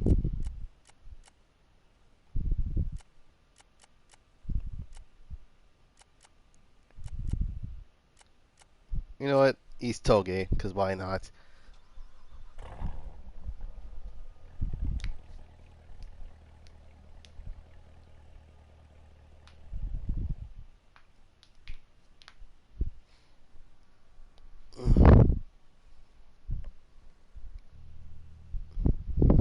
Alright. So we're at East Toge. Don't mind the wing.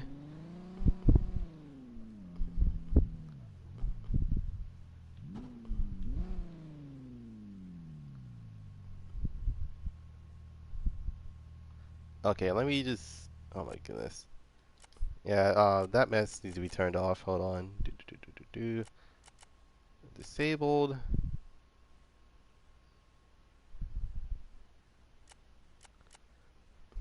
Hmm. Alright, gotta go. Good to go. Alright. Um.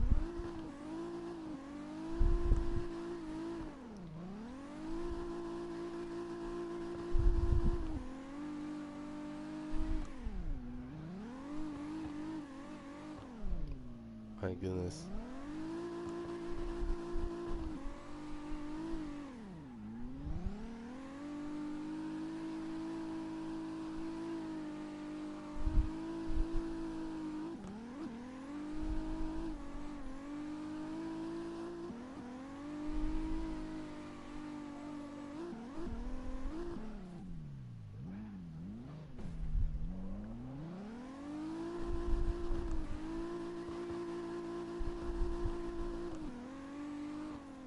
Alright.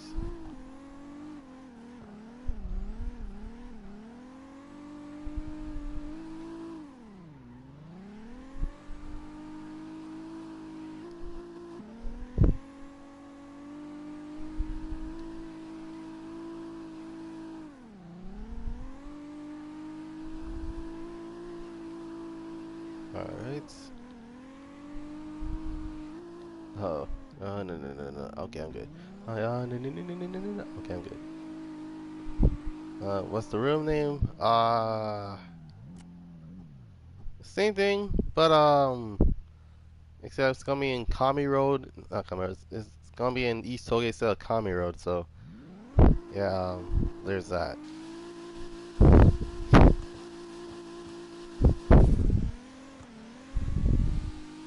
I'm still proud of my Lexus tinted badging, although it looks too sharp to look like a Lexus logo.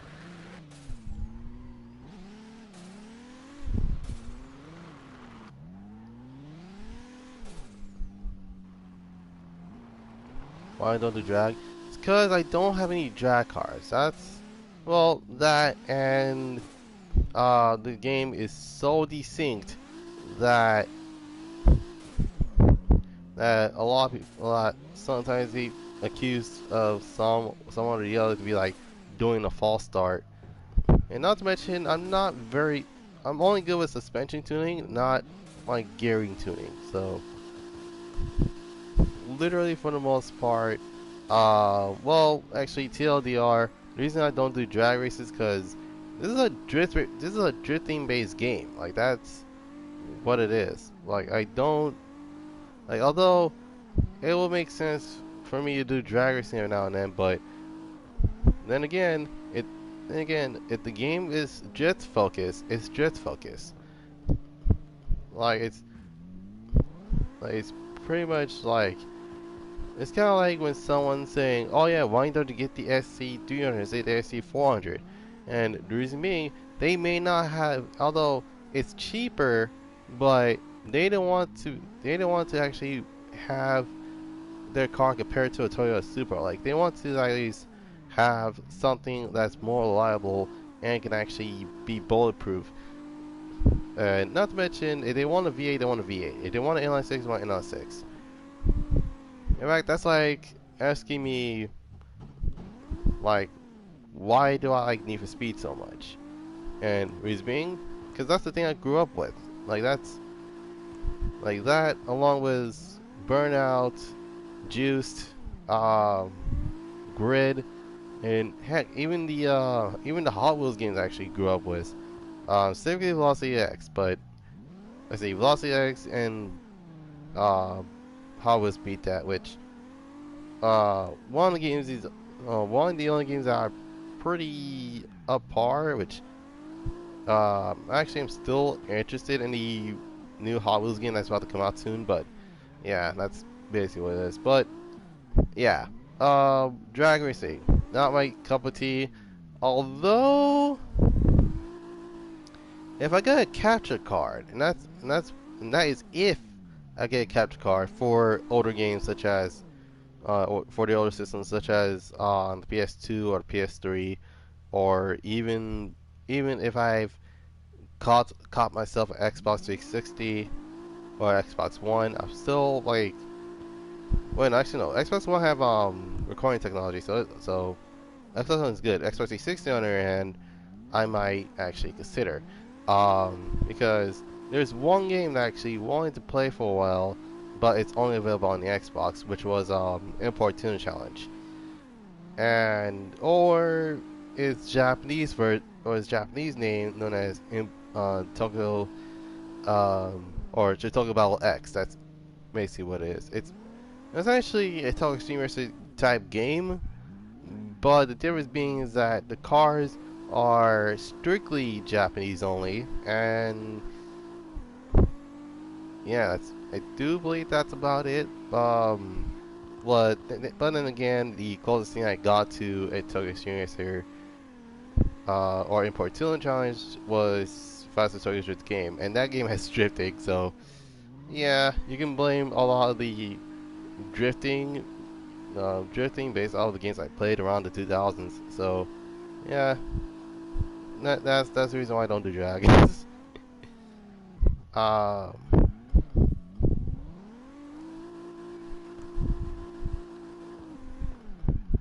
and not to mention, drag racing is literally just a full-on straight. Like I like turning. Like in all seriousness, like what would happen if you like, oh yeah, in around, it's like, oh yeah, this is a 3 mile drag race. I would have been like, this is a 3 mile drag race. I probably need to put on some earphones and listen to a, actually watch a video while I'm doing this. So yeah, there's that. Or listen to music while I'm at it. So it's like, okay, yeah, that's basically it. Like you'll be bored. Like it's like, okay, like why in the world do we drag race in the first place? Like because we wanted to. Like I think we're bored. It's like, do you want to go drifting? Like, man, why not? And yeah, it's been like that ever since. But then again, I don't mind drag racing in Need Speed Heat, and Reason being is because literally they have actual drag tires, and yeah, that's the majority of it. It's like, oh yeah, there's that, but unfortunately, the fact that the game actually lacked any sort of what's that called? Since the game actually lacked any sort of like literally gearing tuning, then yeah, that's so yeah, like the only tuning you actually get is how many gears you have. It's like, oh yeah, I have 8 gears. It's like, well, only has 6, but I can actually outrun. It's like, no, a car with 8 gears outrunning for no apparent reason. So yeah, that's why I don't do drag. Um, drifting, I'm fine with it. Um, like racing, I'm fine with it, but drag racing, that's not my forte. That's a totally different thing. Like, in fact, if you see my Gran Turismo live stream, you will know that the only reason why I have a car like reason why I drag race in Gran Turismo in the first place is because of one thing in particular. So I can actually see my car doing the wheelie. That's basically it. Uh, well, yeah.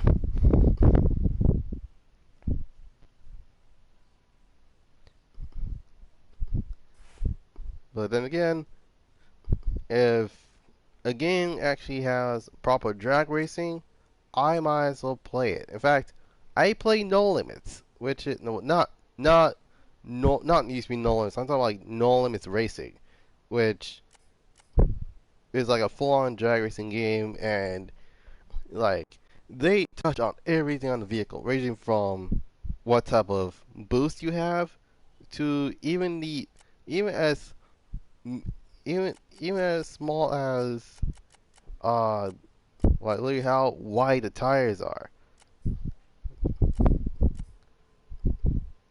Hmm.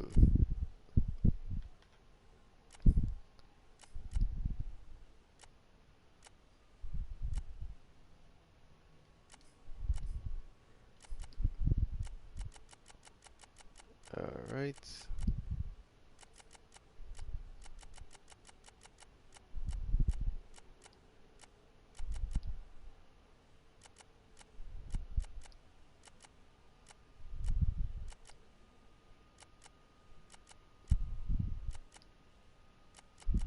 Hmm. Actually, I don't mind that whatsoever, but then again, who wouldn't mind a topless Z? Then again, wouldn't make sense whatsoever. Um.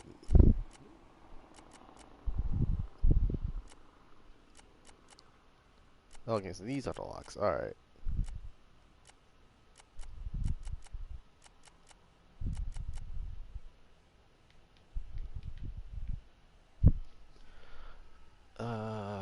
Great. All right.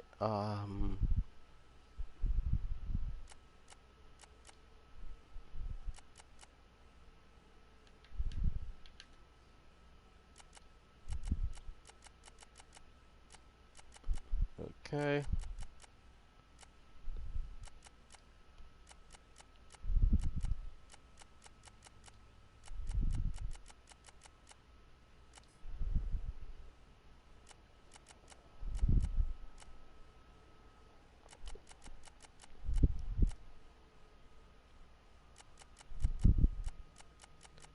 Quickly, where do I need to put the? Hmm.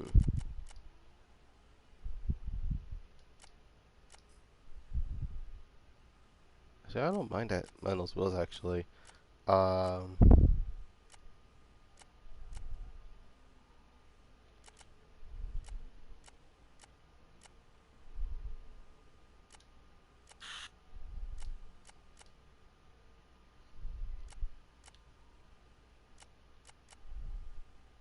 Okay. Put it right there.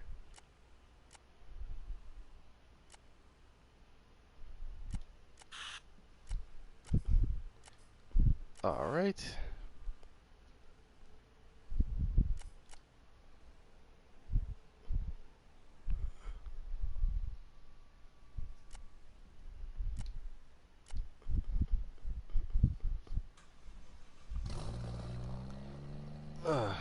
Alright.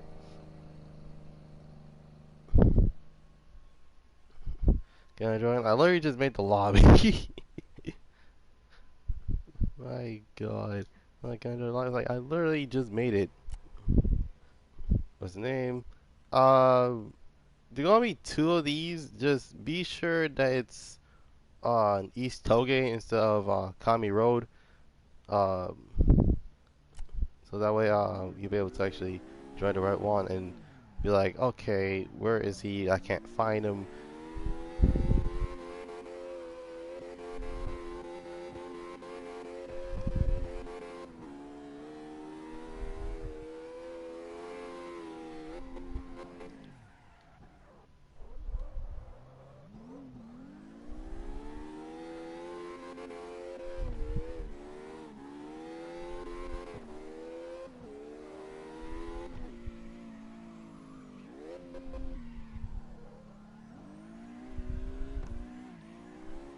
Oh goodness.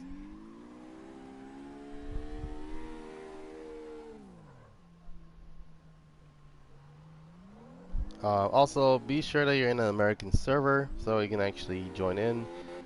Uh,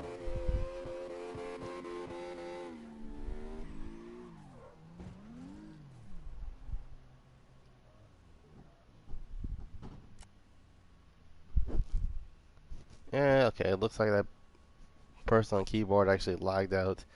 Um, oh yeah,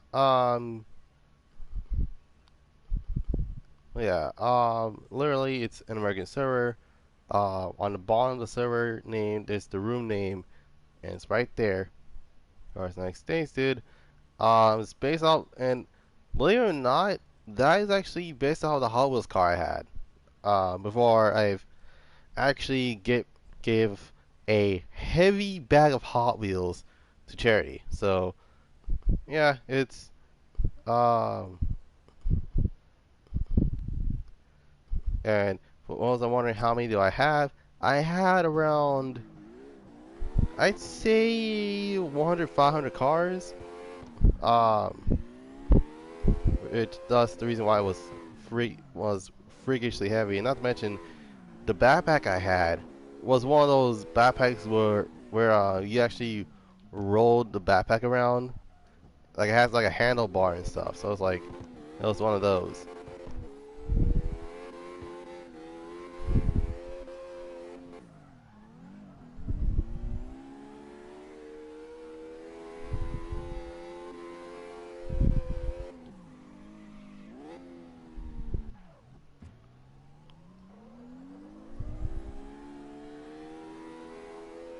And okay.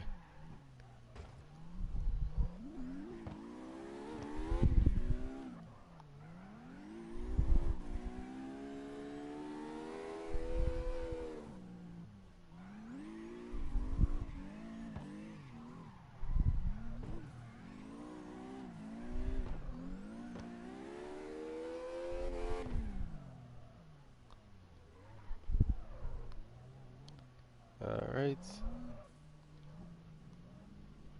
Okay, this dude rocking an Evo. My God. Okay, now there's one thing that I'm actually so confused. Like, why you guys like tire smoke so much? I mean, I get it. It's traditionally a racing game type of thing where they add color tire smoke. But my God, in fact, this is the reason why a lot of people turn off the smoke. They don't have to see it. It's like, wait, really? It's like, yeah, that's probably why a lot of people didn't like put on tire smoke so much. In fact, oh jeez. Well, that and normally dark colored type tire smoke is usually the one that is most difficult to see. But uh,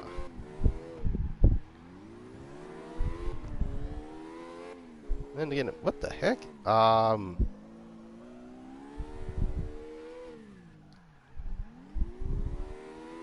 Oh great. Unless I'm okay. There's a Wi-Fi logo on it. Hold on, I'm gonna pull over. How many? Oh wow. Okay. That was freaking weird. Hey, Sting! Oh god.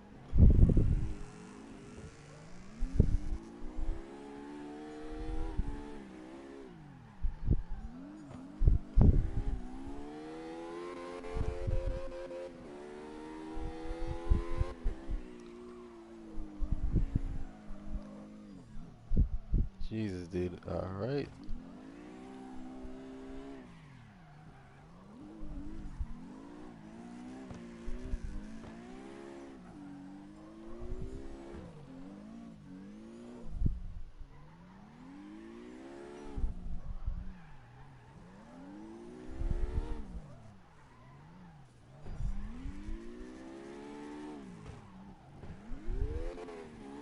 Alright, we're good. This is,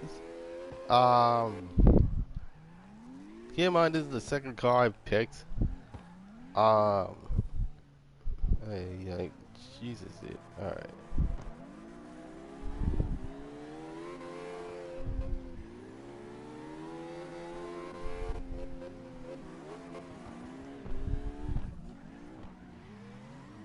Yeah, my bad, dude.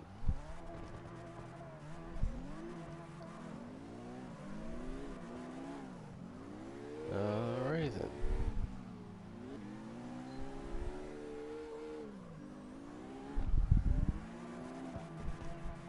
Oh my god. Oh, great. Okay, I think on my screen he's lagging, but I'm pretty sure in his screen I'm lagging so badly. Ay, ay.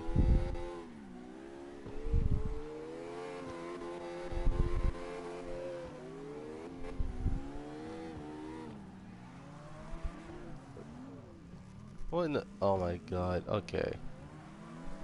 Yeah, the desync is for real. Like, what in the world?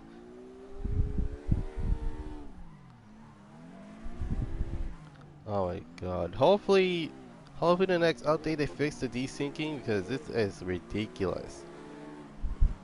Oh jeez.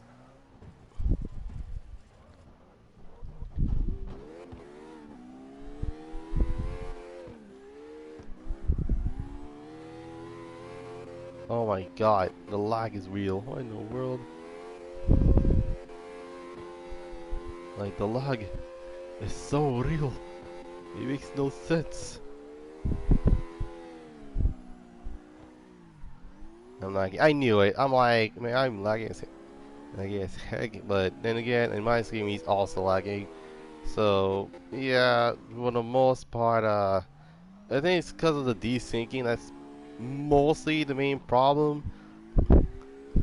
Which wouldn't make any sense at all due to the fact that it has been how many updates since? My God. Oh God. Okay.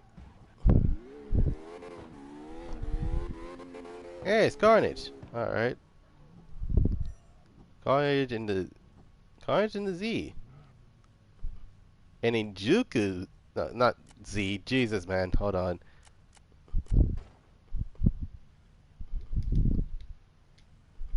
Okay, so it is a. Okay, so it is a BRZ. aka if someone doesn't want a trumpet, they can actually have a boxer sounding coupe, but it's 2 liters. So there's that. All right, let's go on with it. Oh jeez.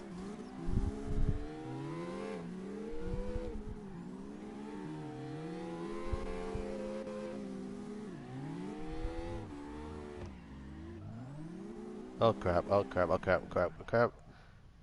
Oh my god.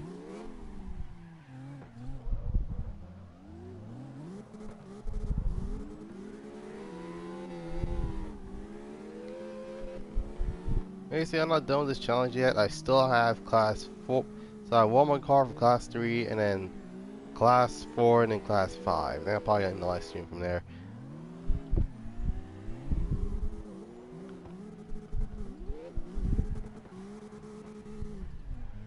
Jesus. Alright.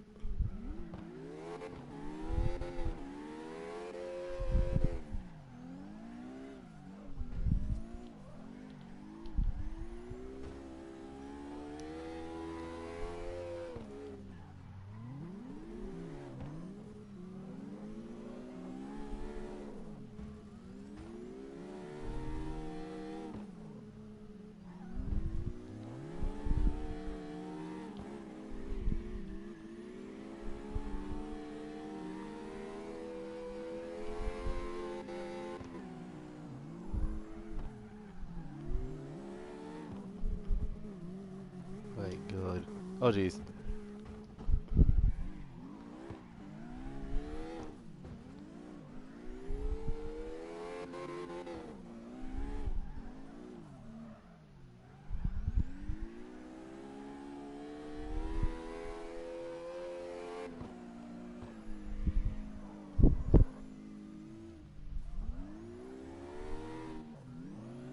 Hey, my God.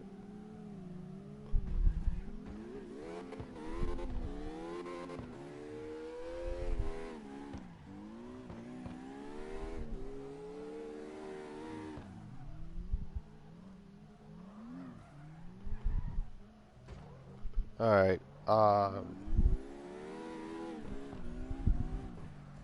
Jesus.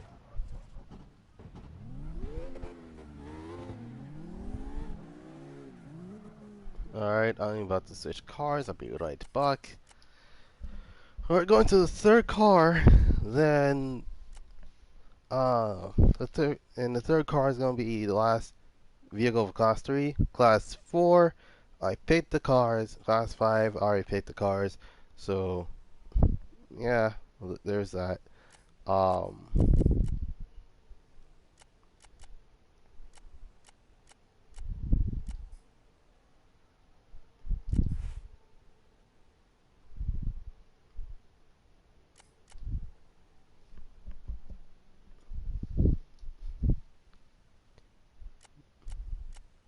Alright.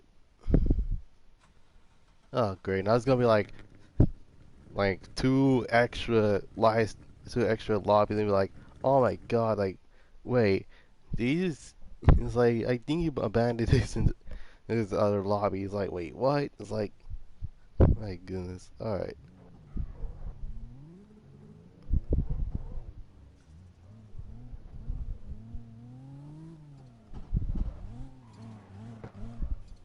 I don't know if it's just me, but I think I like the Pandem kit on the BRZ more than the Rocket Bunny V2 kit. Is it just me, or that's like for everyone else as well? And it, ay, ay, ay. Apparently my neighbors like playing loud music.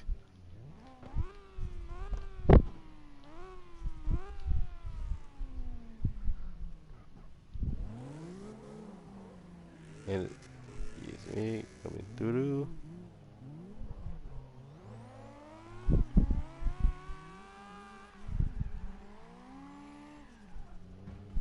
Now, if I'm desyncing, then I apologize, but my goodness.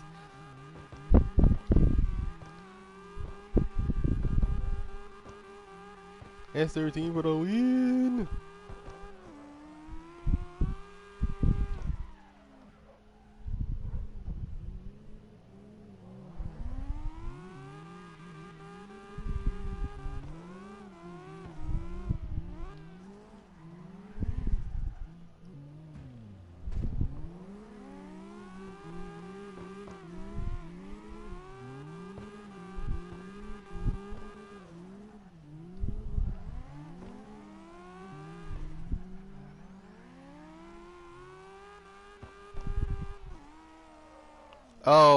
Oh, snap. Okay, I went the wrong way.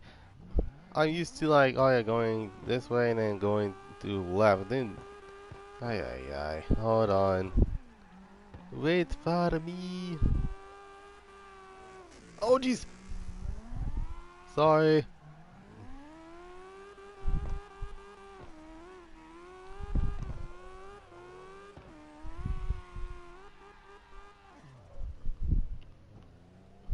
Hmm. Oh, great. I literally just thought about this. He went this way, and I'm pretty sure it's gonna be like. Ay, ay, ay.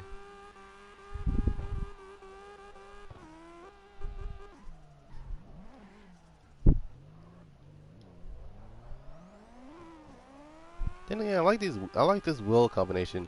I was also wondering why they have VSKFs in the front and then Worksmarks in the rear. Because that's probably a thing that. Uh. Well, no, I think Hertz actually started this trend where they have two different sets of wheels and then they painted a certain type of metal.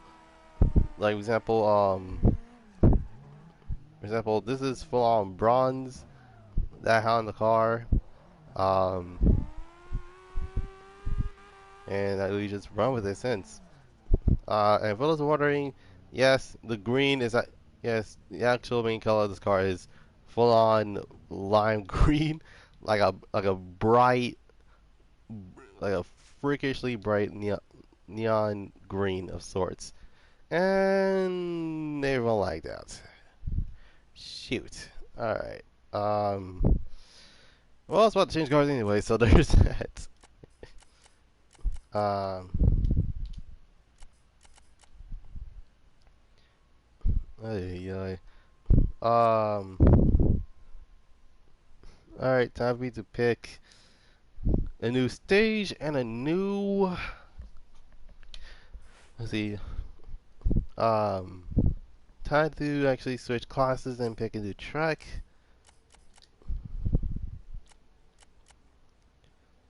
All right, so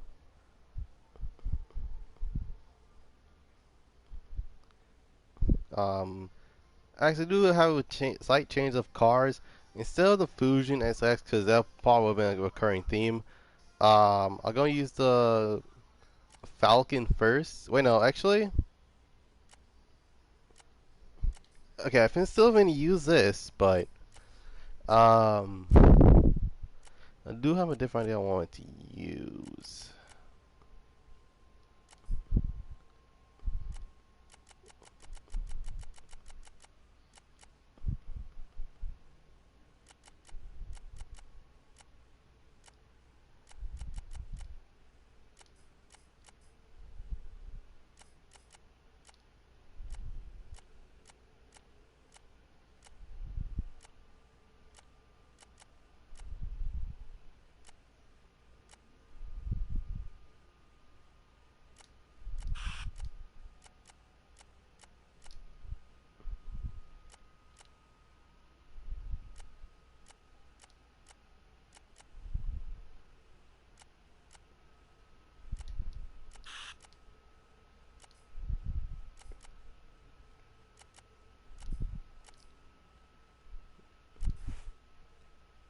All right, okay, I'm good to go.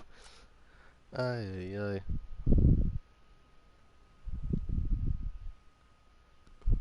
All right, so this time we're going to the West Coast Arena for this. And no, before you guys ask, no, I'm not using it for just competition purposes. I'm actually using this as a like having like a fun time type of purpose. So literally, and also for those that are actually that usually participates in like something like format like literally just competitions in this game, then uh, this will be a practice area. So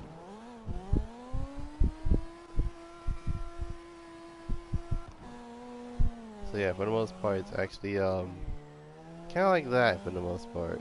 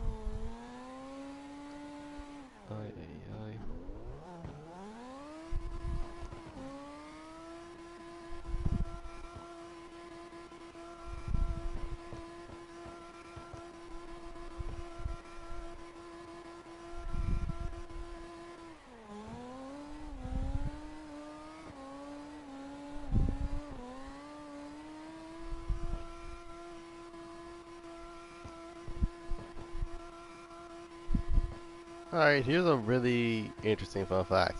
I thought that I thought this was like a full-on. It's like, wait, what car is that? It looks sick. It's like, man, this is gonna be my dream car. And then I played, I played Fast Food Circuit the game. And this kit was in the game. I was like, wait a minute, this is a, wait a second, so this is an RX-7 with a body kit. I didn't know that was a thing. I was like, well, you basically learn these things from time to time, but my god.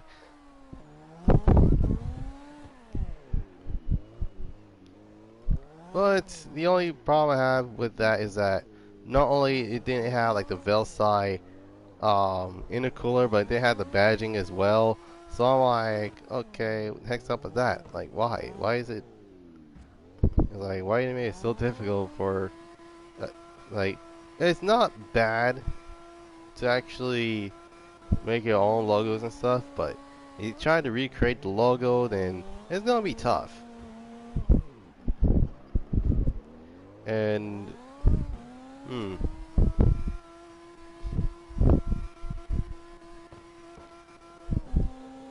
Not gonna lie, I do believe that they should have like a zoom button, so that way you can actually what's it called? So that way you can actually not a zoom button, but like you can actually zoom into the vinyl, so that way you can actually line up the design correctly, because I'm used to things such as Gran Turismo and the Crew 2 to actually make those liveries, but my god, I'm not gonna tell you how many times that I've actually wished there was like a full-on zoom in, zoom out type of function, which is a lot, but but I'm over here, I'm like, why in the world is it so hard to actually zoom in and actually do a lot of corrections for something like this? Oh jeez. Yep, okay.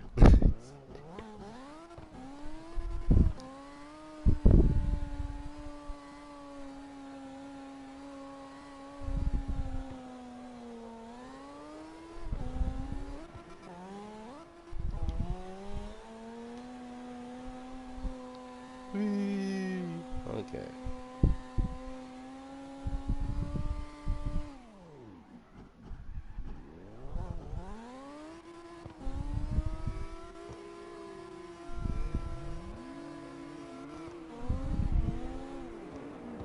Oh jeez, my bad.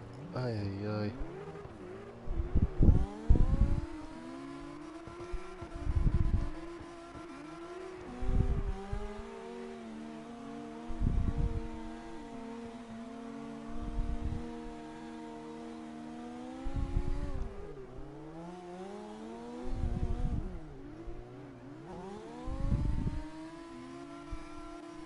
Hmm.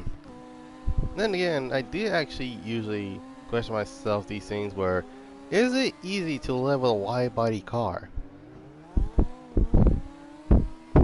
And to my surprise, it actually is a little bit harder than usual to actually live with a vehicle that's literally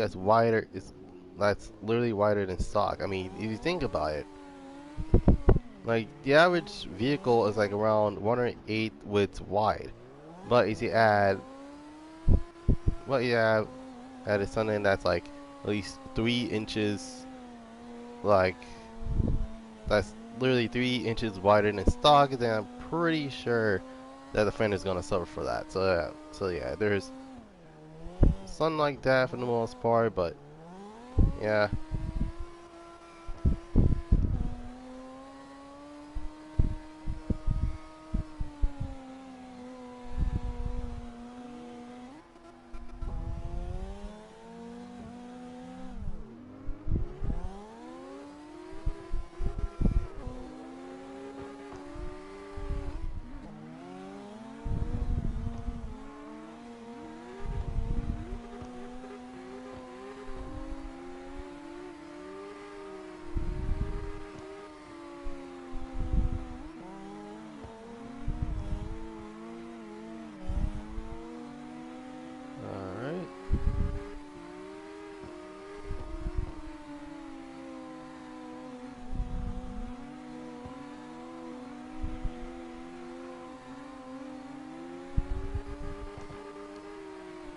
Oh jeez, oh jeez, oh jeez, oh jeez, oh my god.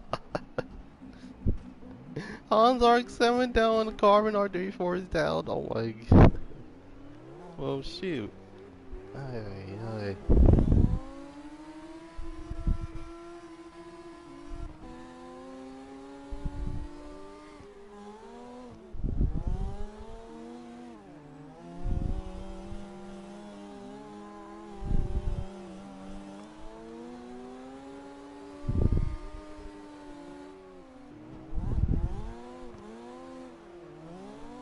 My god.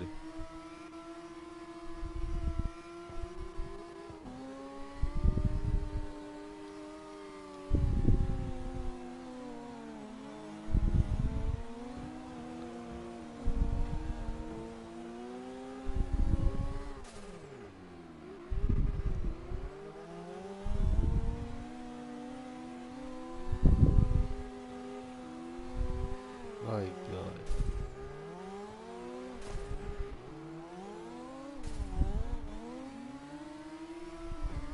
Oh jeez.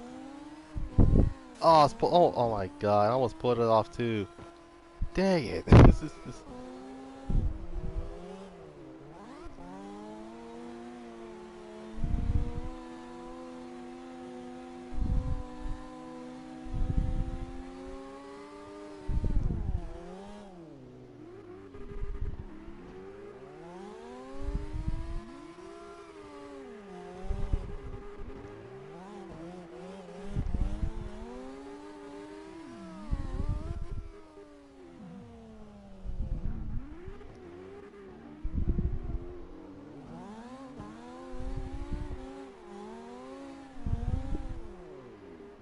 Shoot, shoot. I went too far in the went too far in the corner.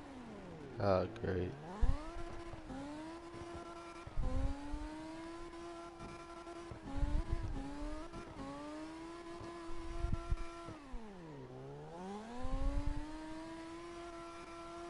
Ay, ay, that was sick though.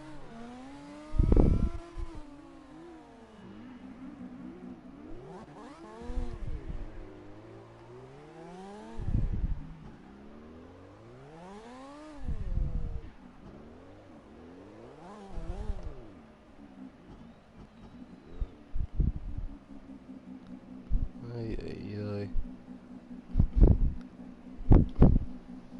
Oh, actually, I know it's kind of surprising, but I have not made a YouTube car yet. I have not made a YouTube car at all, in fact, which is honestly pretty interesting because I made a huge first try. Not gonna lie, that was actually my first time doing something like that. Like literally, like going through. What the heck? It's like, oh my god, there's another. Wait, two door. Okay, I'm like, wait, is that a two door or four doors? Oh wait, man, that's a two door. Jesus.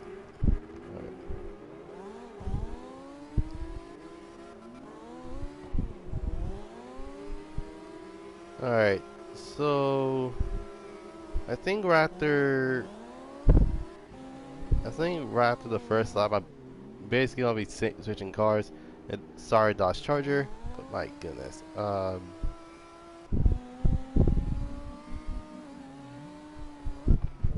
my god. Oh jeez. Okay, we're good.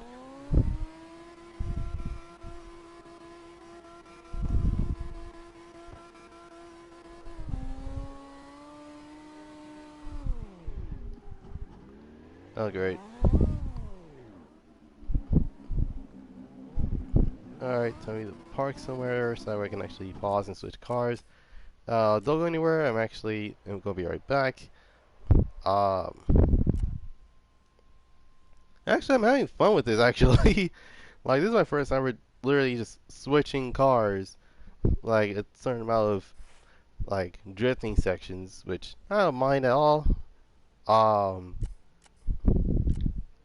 all right, this is going to the next car, the Glorious XZ, which is what was I wondering? Oh, actually, before I do anything else, let me just fix the fix the lip color real quick. Okay. Not lip color, lip type. My mistake. Um, well, yeah, for those that kind of recognize it but don't recognize it at all, this is based off of Mike's 300ZX. That's SR20 swapped, and not gonna lie, I was like, dude, that's insane. Like this dude swapping an SR into a 300Z to a 300ZX, or basically is known as the SRZ, which fitting name since it's a 300ZX with SR20 swapped into it, which not gonna lie, that's actually pretty epic.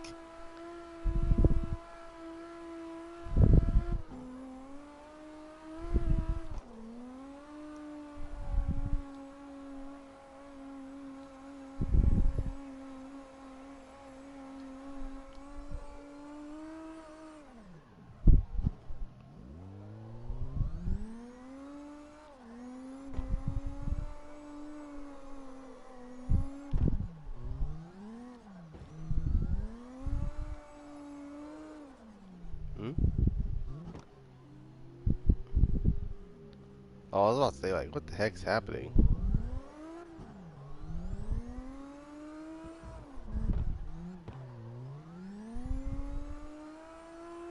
Alright.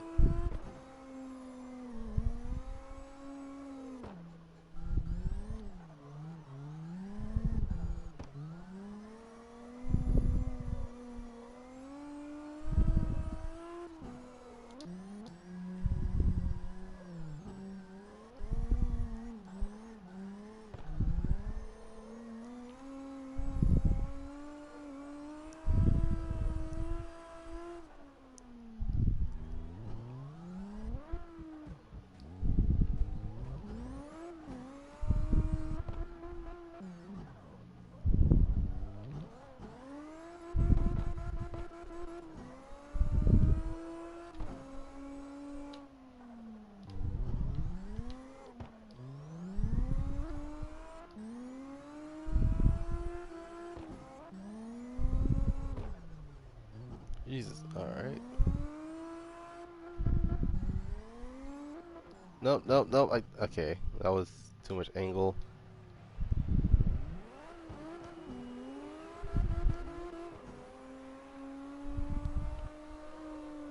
Don't worry, the last track will be less claustrophobic for mostly that. Like, my God, why is it so? It's like even though yeah, this basically is a full-on like NASCAR type of course. Uh, and for the wondering what it is, it's entering. That's basically what it is. Uh,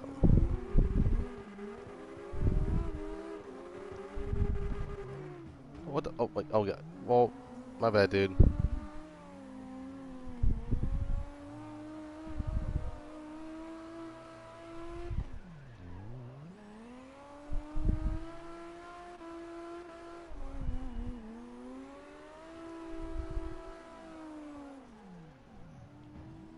GZ. Oh my God.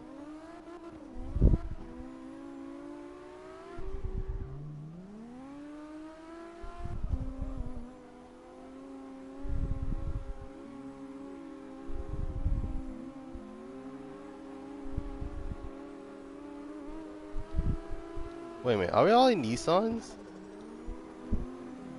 Oh my God, that's an S14. I mean the 300ZX.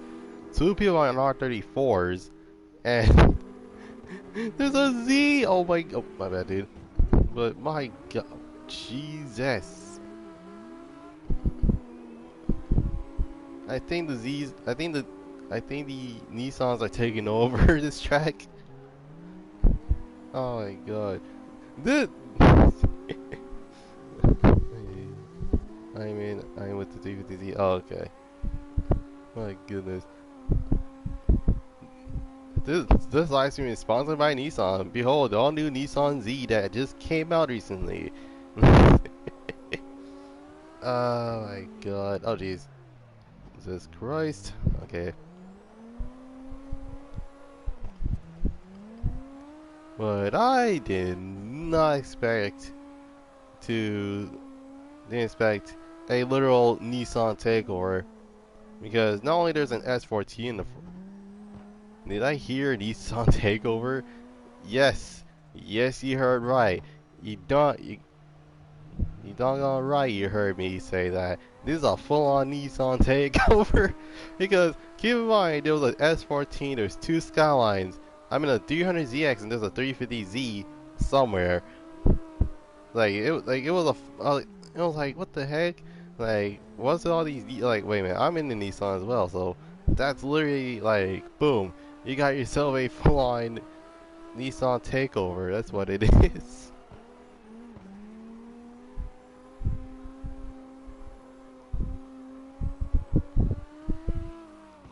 Ay, ay, ay. But then again, if I were to own a Nissan Z, and this is actually a really good question, like what would I do if I own a Nissan Z? I'd probably keep it stock for the most part. Yes, Nissan Takeover Part 3. Oh my god.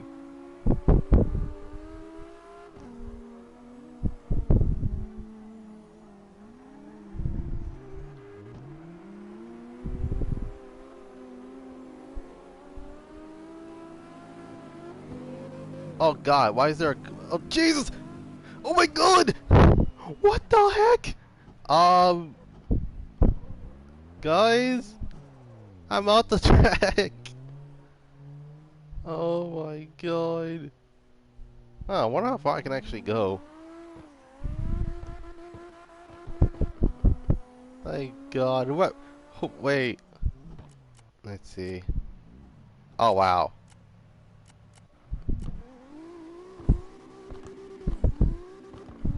The day 247 passed. Oof. Oh yeah. What the? Oh my. Okay, so it was the.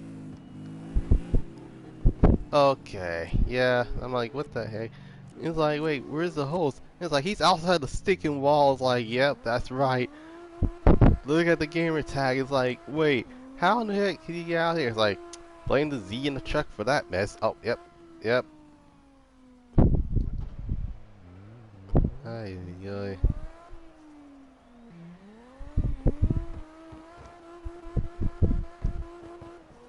Sorry, I crashed into you. Yeah, he crashed into me and ended up going through the wall for no reason. I'm like, what the heck?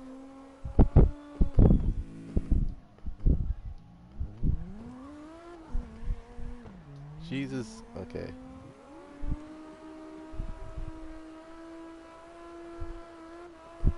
I'm in the red 350Z. Okay, this dude is literally just... I don't know what the heck's going on.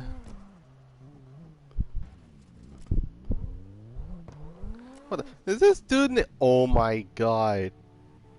Dude, none of your business. Ah. Okay, yeah, this dude is full on like literally took it the opposite direction for no reason.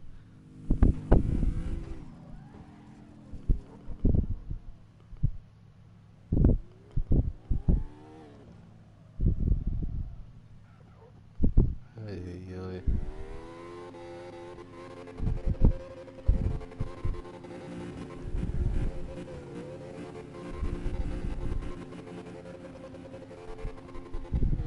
Wait a minute, how many people are in this lobby actually?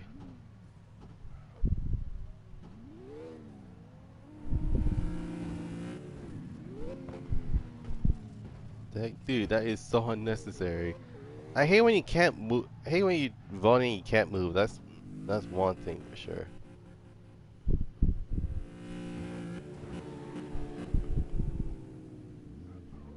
Jesus.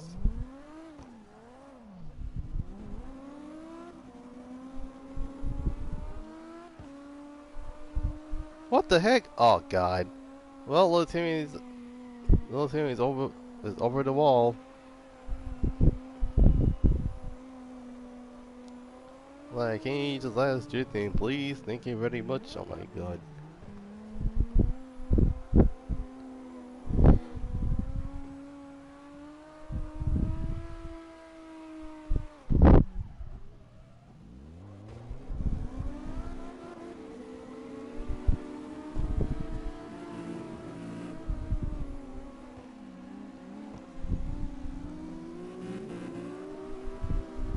Okay, why in the world are there two cargo trucks?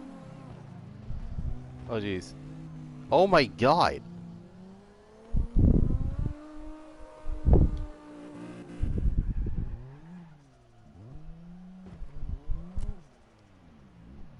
Oh jeez. It's not just him, but Jesus Christ.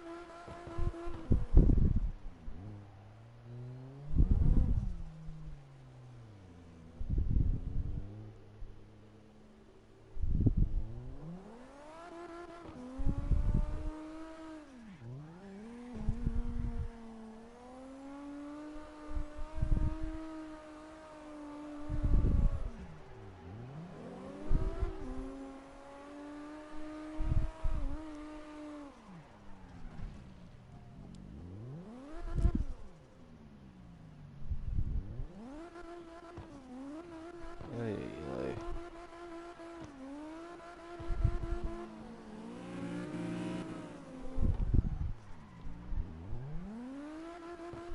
What's up, hey, welcome to the live stream. Just literally doing the. Oh my god. Also, still can't believe this dude's literal gamer tag name is none your business. Oh my god. Oh my god. Okay, I'm good. Hey, dude, what? How you been, man? Oh god. Oh god. Okay, I'm good. No, I'm not good because. Okay, time for me to make another lobby because apparently I can't control on what they use. But that is on ball. That is the biggest craft of ball. Okay. Ay, man, I'm about to play some games. Dang, dude. Ay, ay. And keep in mind, I'm streaming for 3 hours. Right now, it's been like the third hour. I'm about to switch to a different vehicle. Um, do, do, do, do, do, do. What was up? Oh, right. Duh. I was about to choose this. Um, on second thought, let me choose something else because I actually wanted to choose something a bit different. Um, hmm.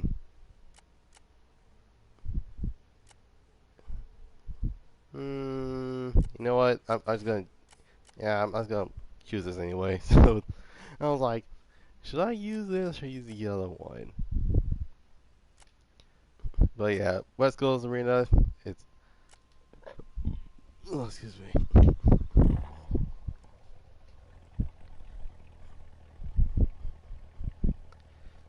Hey, yeah, this dude. Jeez, it looks good. The car. Oh my god. Trust me, it's. Trust me. What the look I had before the drifts look actually looks a lot more cleaner. So there's that.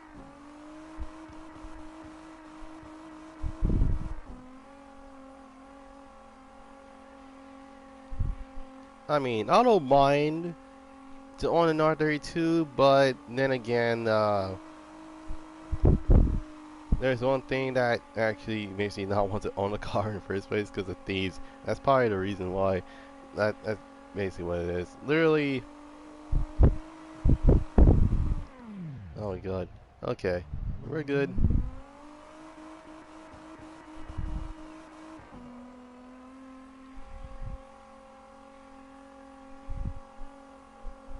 Hmm. Actually, maybe you should like at least. Here, let me see if there's. Um. I wonder if they're still there. I'm actually. With the. Oh god dang it! I literally just left. What in the world? Okay.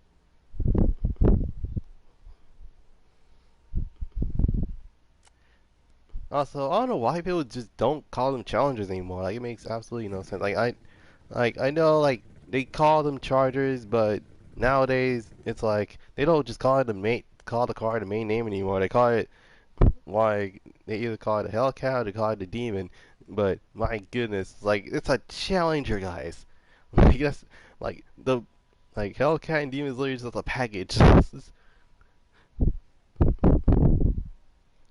Ay ay ay.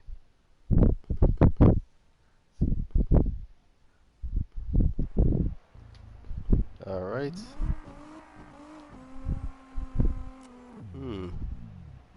Nope, those two are still at it.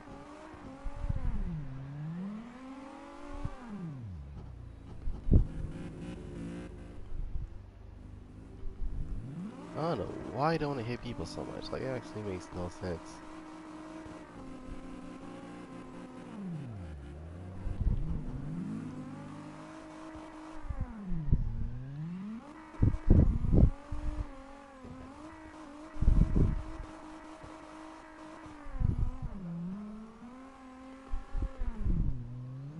It's a long name to text. What in the world?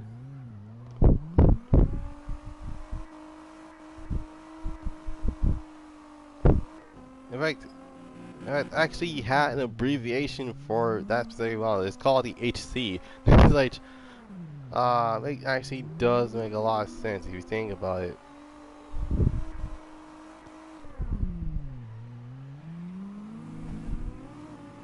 Oh my god. Buddy, you can't just do this all day. Like, what in the world? Like, I was like, oh man, I need to hit that. I need to hit every single car so that way they will buy me mad kick. But unfortunately, due to the fact that it's oh, yep, that's what he gets. He's oh nope, never mind, never mind. This dude literally is like, nope, nope. I will not go down like that. Frick that mess. Ay, ay, ay.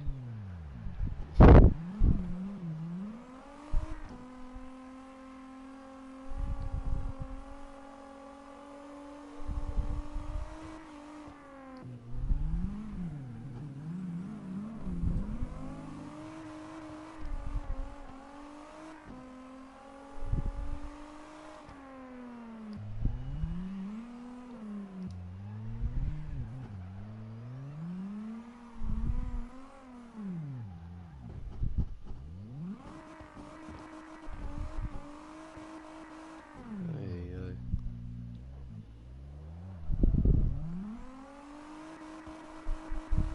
Like in all seriousness, it's like literally back then they didn't have complicated names. It's like, oh yeah, you still got the Monte Carlo. Like, yeah, dude, that's. I was like, oh, Jesus.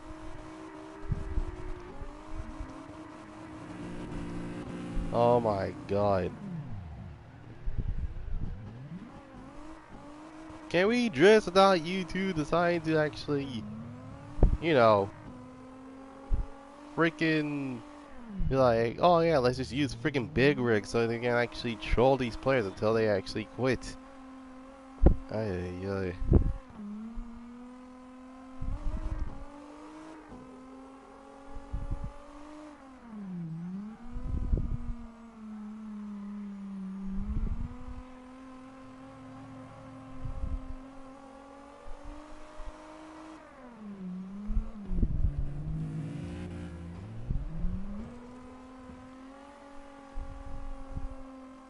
Ay, ay.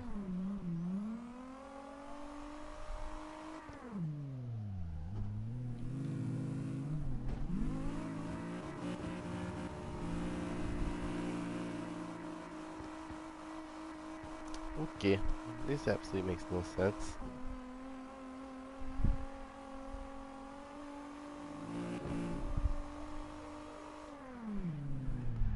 Man, you can't even use the. My God. You can't even use literally the outer parts anymore because literally those two trucks decided to take those over.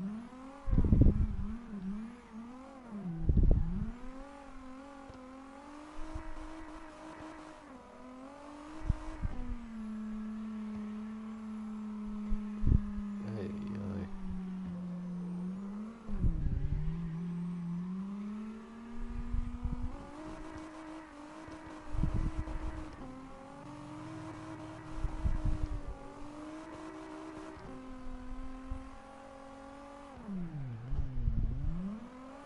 Ay, ay. Well, it was a Nissan takeover until literally those two semis showed up.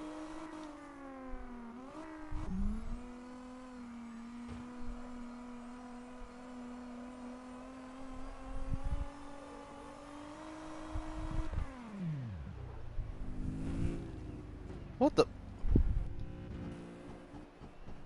Again?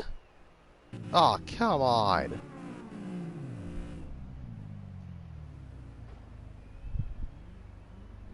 Meet DK's White BRZ version 2.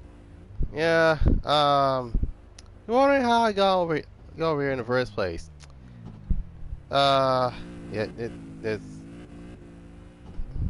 hey,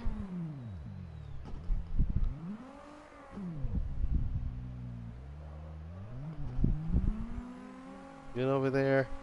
I'm fine as long as they don't mess around with the directors. That's one thing for sure. We can't even, in fact, we can't even use the stinking main dress line because of those stinking samurais.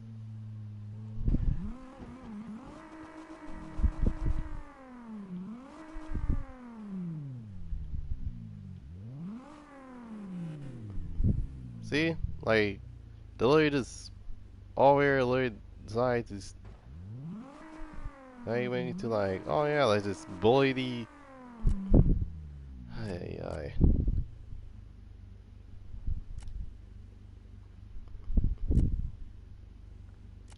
wait, hold on. How many people in here?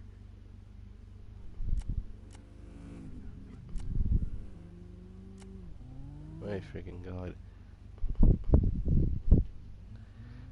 Ay, ay, ay.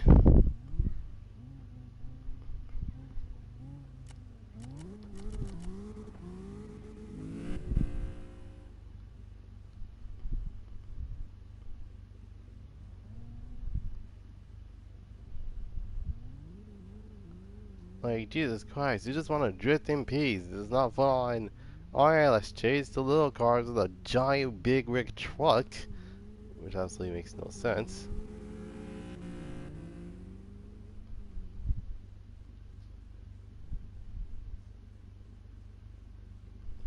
And...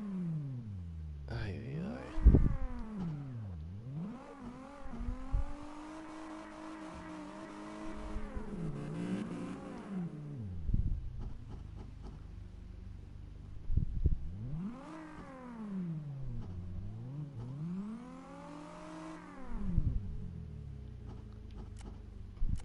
Ay, ay.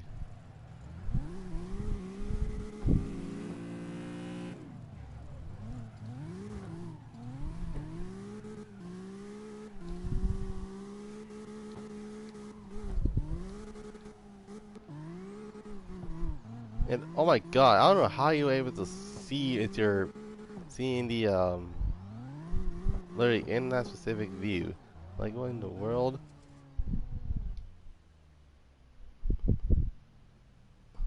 Ay ay ay.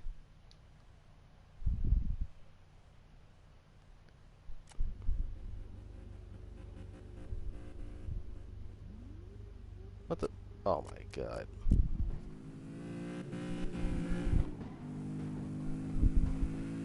Okay, seriously guys, like come on.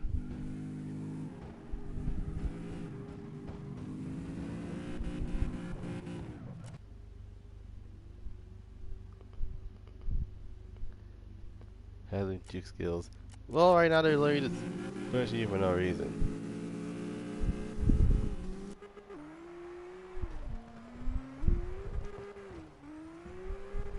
What the? This dude full on wall riding to mess all the. Is out of the. Out of one of the walls.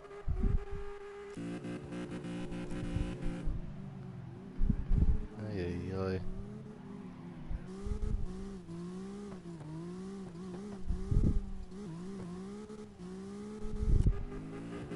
What the heck? Oh my god. Yeah, no, no, they gotta go. Ay, ay, ay.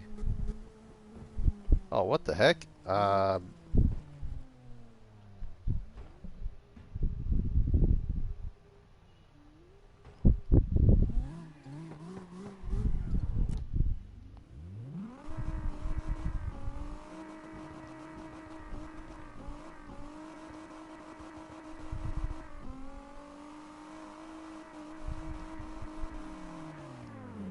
Oh jeez. My bad.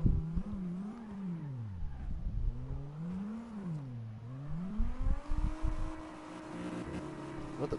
God dang it! Ay, ay, ay. I swear, these freaking trucks are being ridiculous right now.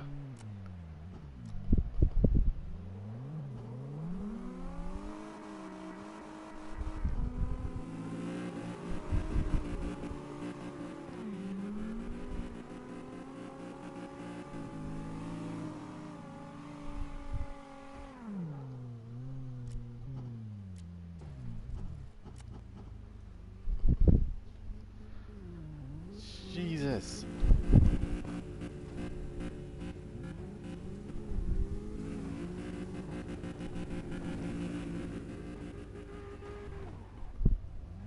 Ay, ay, ay. This is getting ridiculous.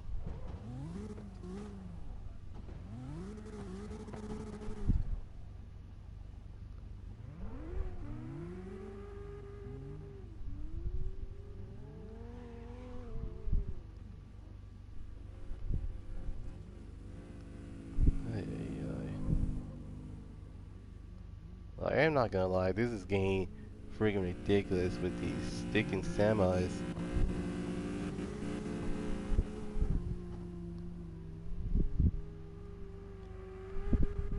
I can see it already. They're like, oh my gosh, I'm trying to kick you out, you freaking crybabies. Like, we're trying to drift in peace. Like, for goodness sake, we're trying to. Okay. How in the world are you gonna be drifting if you two keep on, like, literally disrupting our line as well as our freaking angle?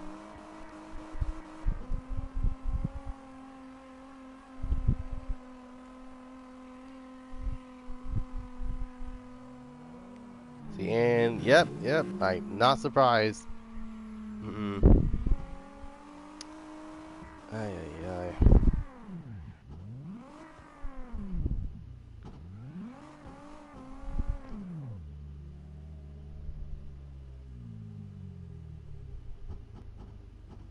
Okay, just gonna park it here.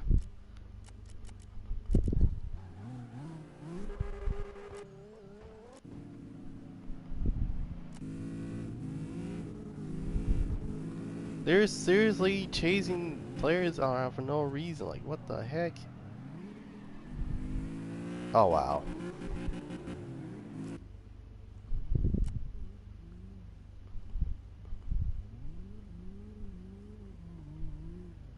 Ay, ay, ay.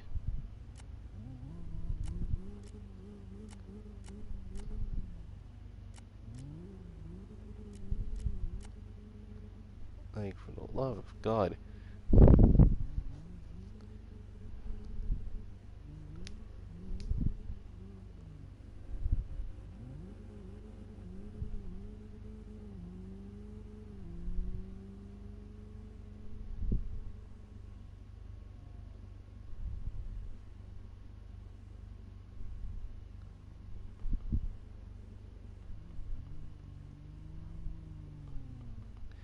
God, freaking finally. Ay, ay. It's one down, but then again, there's the kicking is literally just need to like cool down for a moment. Give me a moment. Let me probably need to park somewhere before it actually hits a lot of us for the most part.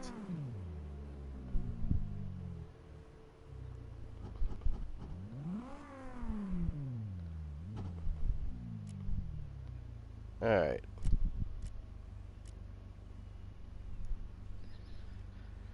Ay, ay. What the? He's back? Oh, for the love of God, dude! Like, what in the world? I'm guessing they're friends. That's how they joined back. That's how one of them joined back. Ay, ay, ay.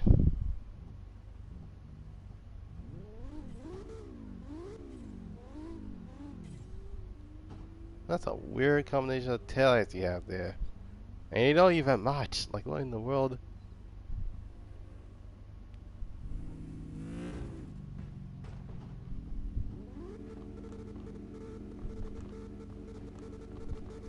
Yeah, I'm sick of this mess. No, no, we're moving on to class 5. That's probably gonna be the final one, anyways. I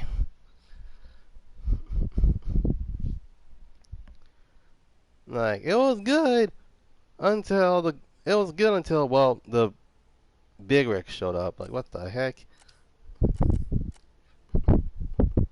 Like this is full on like last Airbender type mess. So yeah. Class 5. I just want to switch to another vehicle because I don't want to just drift a bunch of S15, a bunch of S chassis all day. We're running them back. Like what the heck? They literally just playing tag, which that's not what these are for. Like these are for literal, like it's literally like a drifting section. That's basically what it is. Um, so I know I'm gonna choose right off the bat. Um, actually no. I think I'm gonna keep it the way it is. Um, all right. So I got my RSR S15. Um,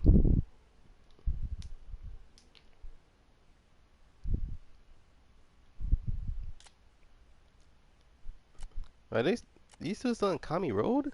Hmm. Alright, so entering, oh, it's about to be nighttime. Hmm. Actually, this is interesting. Entering at night. I wonder what that looks like.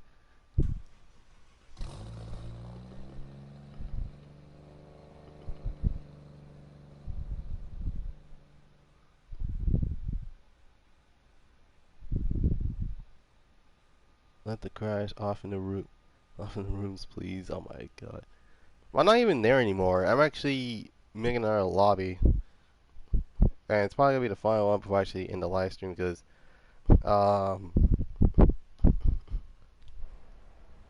Oh! Actually, it doesn't look that bad. But I do believe it's more, um. It's more dusk than night, if anything.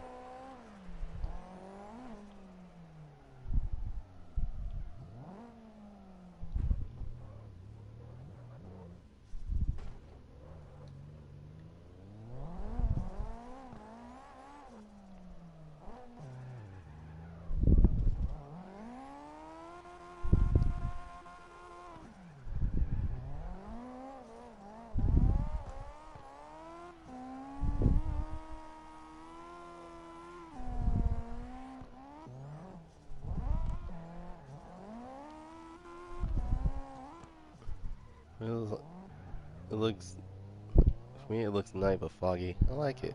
Not easy. Okay, I did not realize. I was like, yeah, it also looks a bit foggy, but then again, actually depends on your perspective, really. Actually, yeah, I like this at night. Actually, man, oh my god, forget these toge. This is entering is actually has my favorite nighttime mode like ever. Versing what's that called? Um, well, well then again, actually it's like top 5 right now. This, East Toge, Kami Road, um, LA Block, and what's it called? Pacific Hills. Because Pacific Hills, I didn't really like it. I mean, if you think about it, it is based off of San Francisco, but then again, I never seen San Francisco. I not usually see in the day.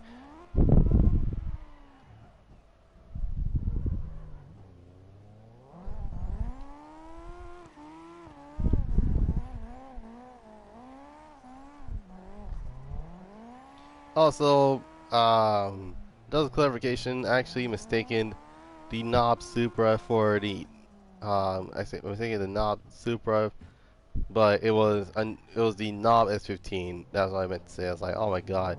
I'm like, wait, is it like didn't he own the knob Supra? Like, wait, no, no. I actually looked it up, and I just put two together. Like, oh wait, no, never mind. He owned the knob S15, which that is fun fact, it was one of the other special edition cars you can actually get in Tokyo Extreme Racer Drift 2 that you can actually get in a via race car type dealership. Like it's like a special type of dealership where you get like drift ready cars that you see in Formula D. Uh,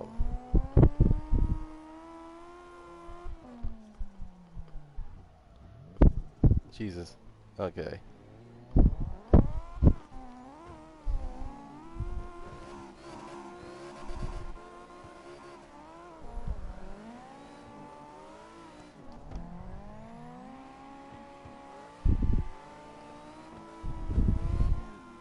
Ah, I'm blinded by the lights. Ah. Jesus Christ. Ay, ay, ay.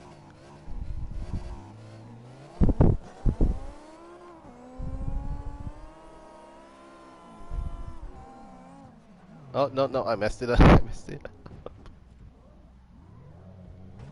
Jesus. Okay, yeah, no, I think no, it's a bad idea to do this at night.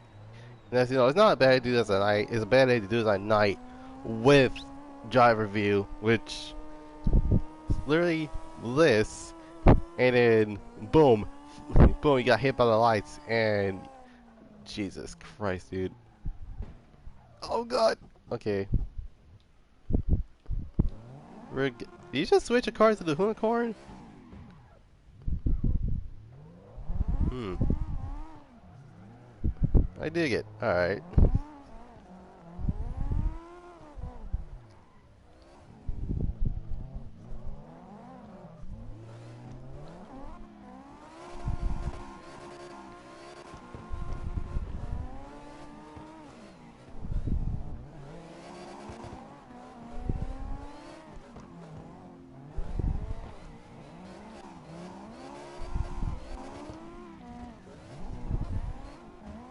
Jesus. Okay, we're good. Oh wait, no, no, we're not good. We're not good. Oh my God. Ay ay ay.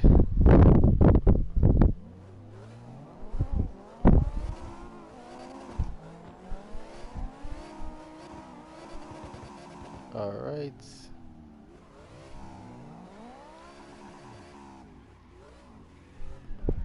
Yeah, so far it's pretty good. Um.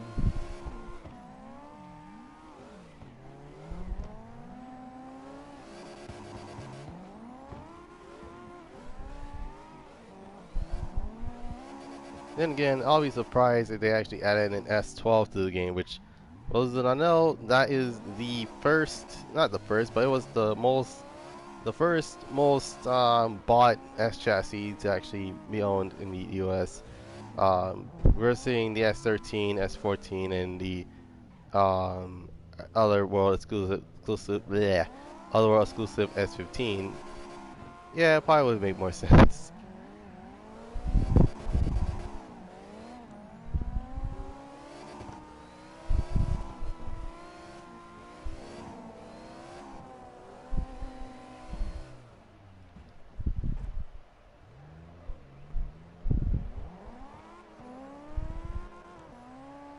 Oh my God.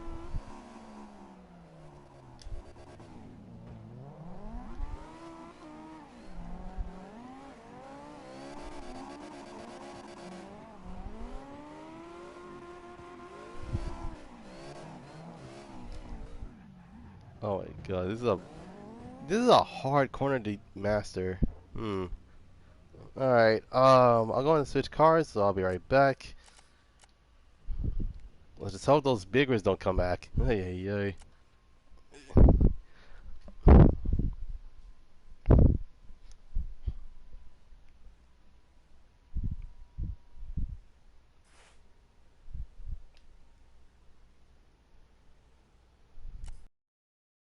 All right.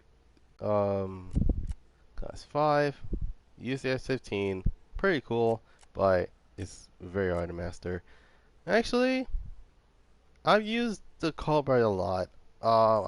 Instead of the Cobra, the Shadow XTR is gonna be the last vehicle I'm going to use.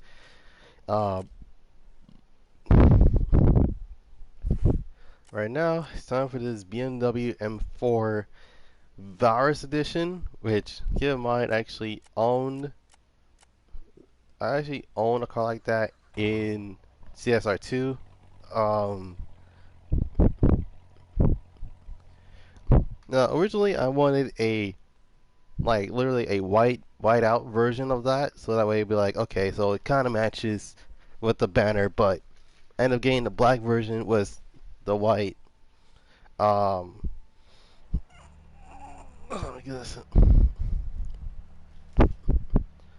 Along with the like the white not packaging, but the white sponsorships. So literally so it's kind of like that for the most part. Oh, actually, the car sounds pretty good for an M4. Hmm.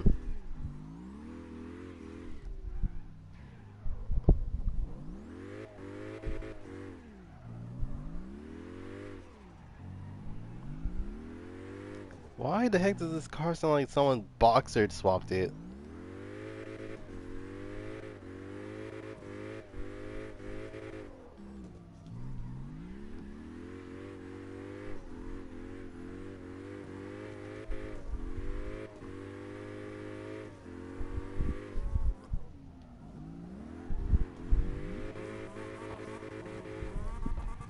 Is that the Supra?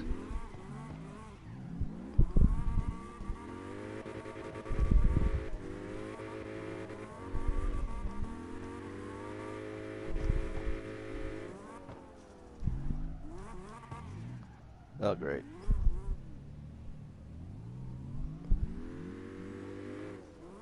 Oh my god. Alright. Yep, it's the Supra. I recognize that engine note alone. Like, wait a minute. Why, like, is that a Supra? Oh, jeez. Yeah, this is a very muscular sounding inline 6. LS State swapped it with the E92's V8, which I don't mind either, but it'll be pretty insane if this was 4.5 liter. What was a 4.5 liter V8, which that would be pretty sick. Or basically, if the newer M5, well, not the newer M5s, if the M4 actually had the M5's motor, like they actually gave it the V8, then I wouldn't mind it at all as well.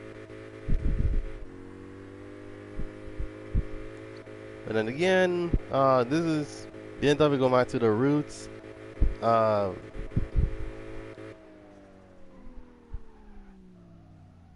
oh shoot. Yep. That's not the right way. I'm like, wait, which way is which? Like, oh wait, it's this way. Well then. Oh god, who's gonna? My bad, dude. Yeah, I was like, who knows gonna drift that skinny track for no reason? Uh oh.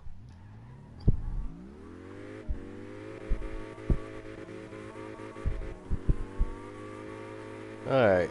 I think around, but if after this lap, I'll change to my final car, which is gonna be the Vaughan Junior's Mustang, basically the Shell XTR.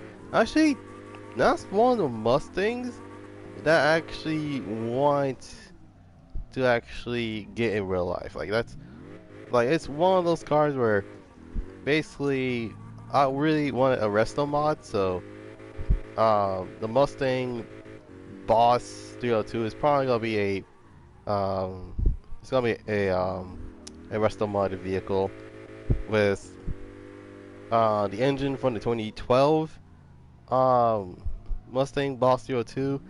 Um,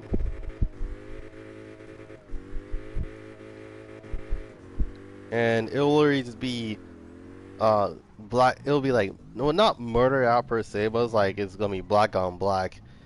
Basically gloss black with a matte black like styling cues. So literally like the striping, the side stripe, and everything else.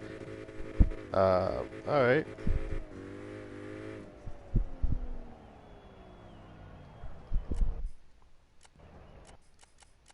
Alright, time me to actually grab the final car.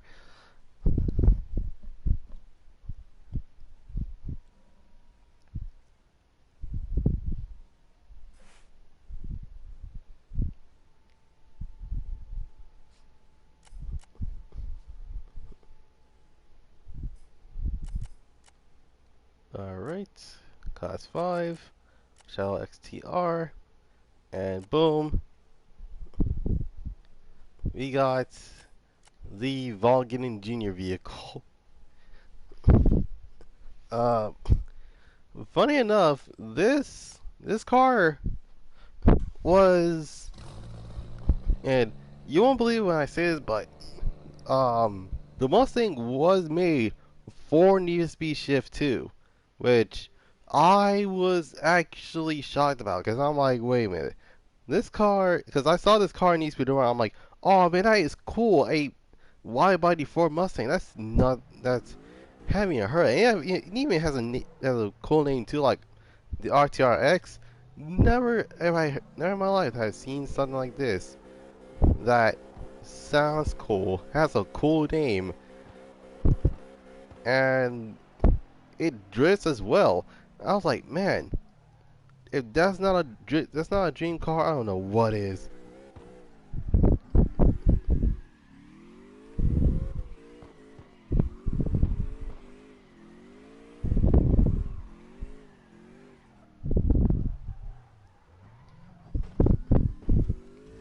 Well, yeah, it's freaking insane, man.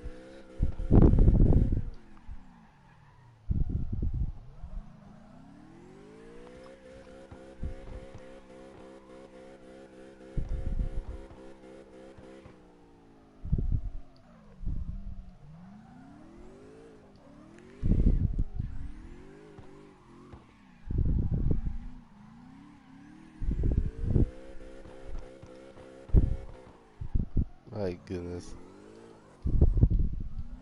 There are some bright lights for a Mustang. Like, god dang.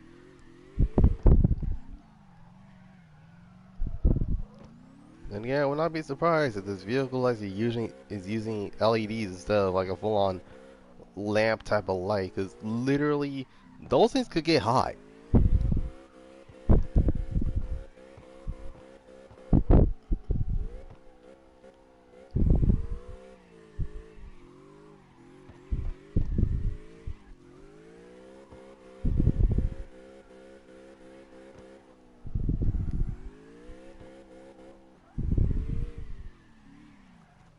God dang it. Alright.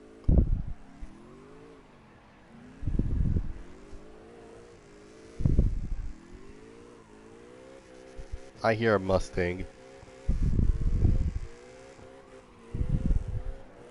Yep, it is a Mustang. Some Mustang on Mustang action. Oh my god.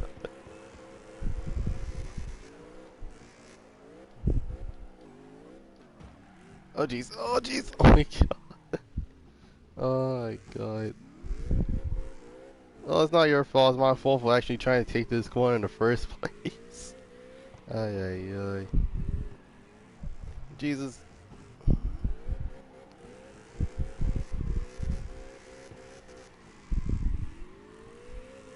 Alright.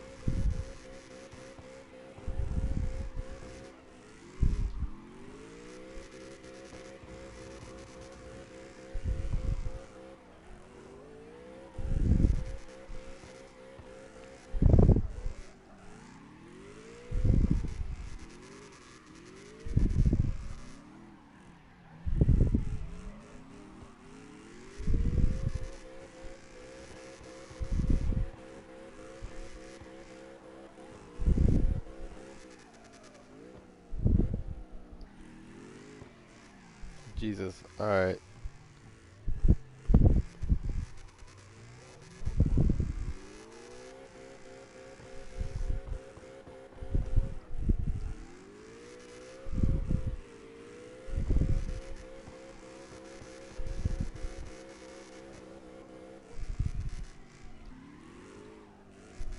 Oh my god.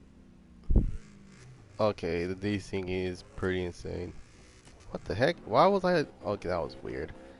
apparently my internet was on 1,000.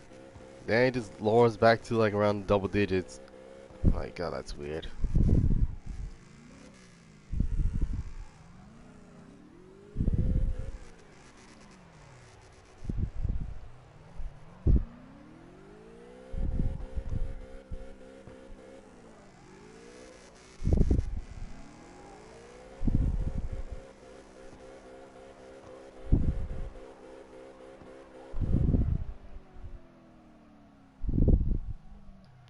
Jesus. All right.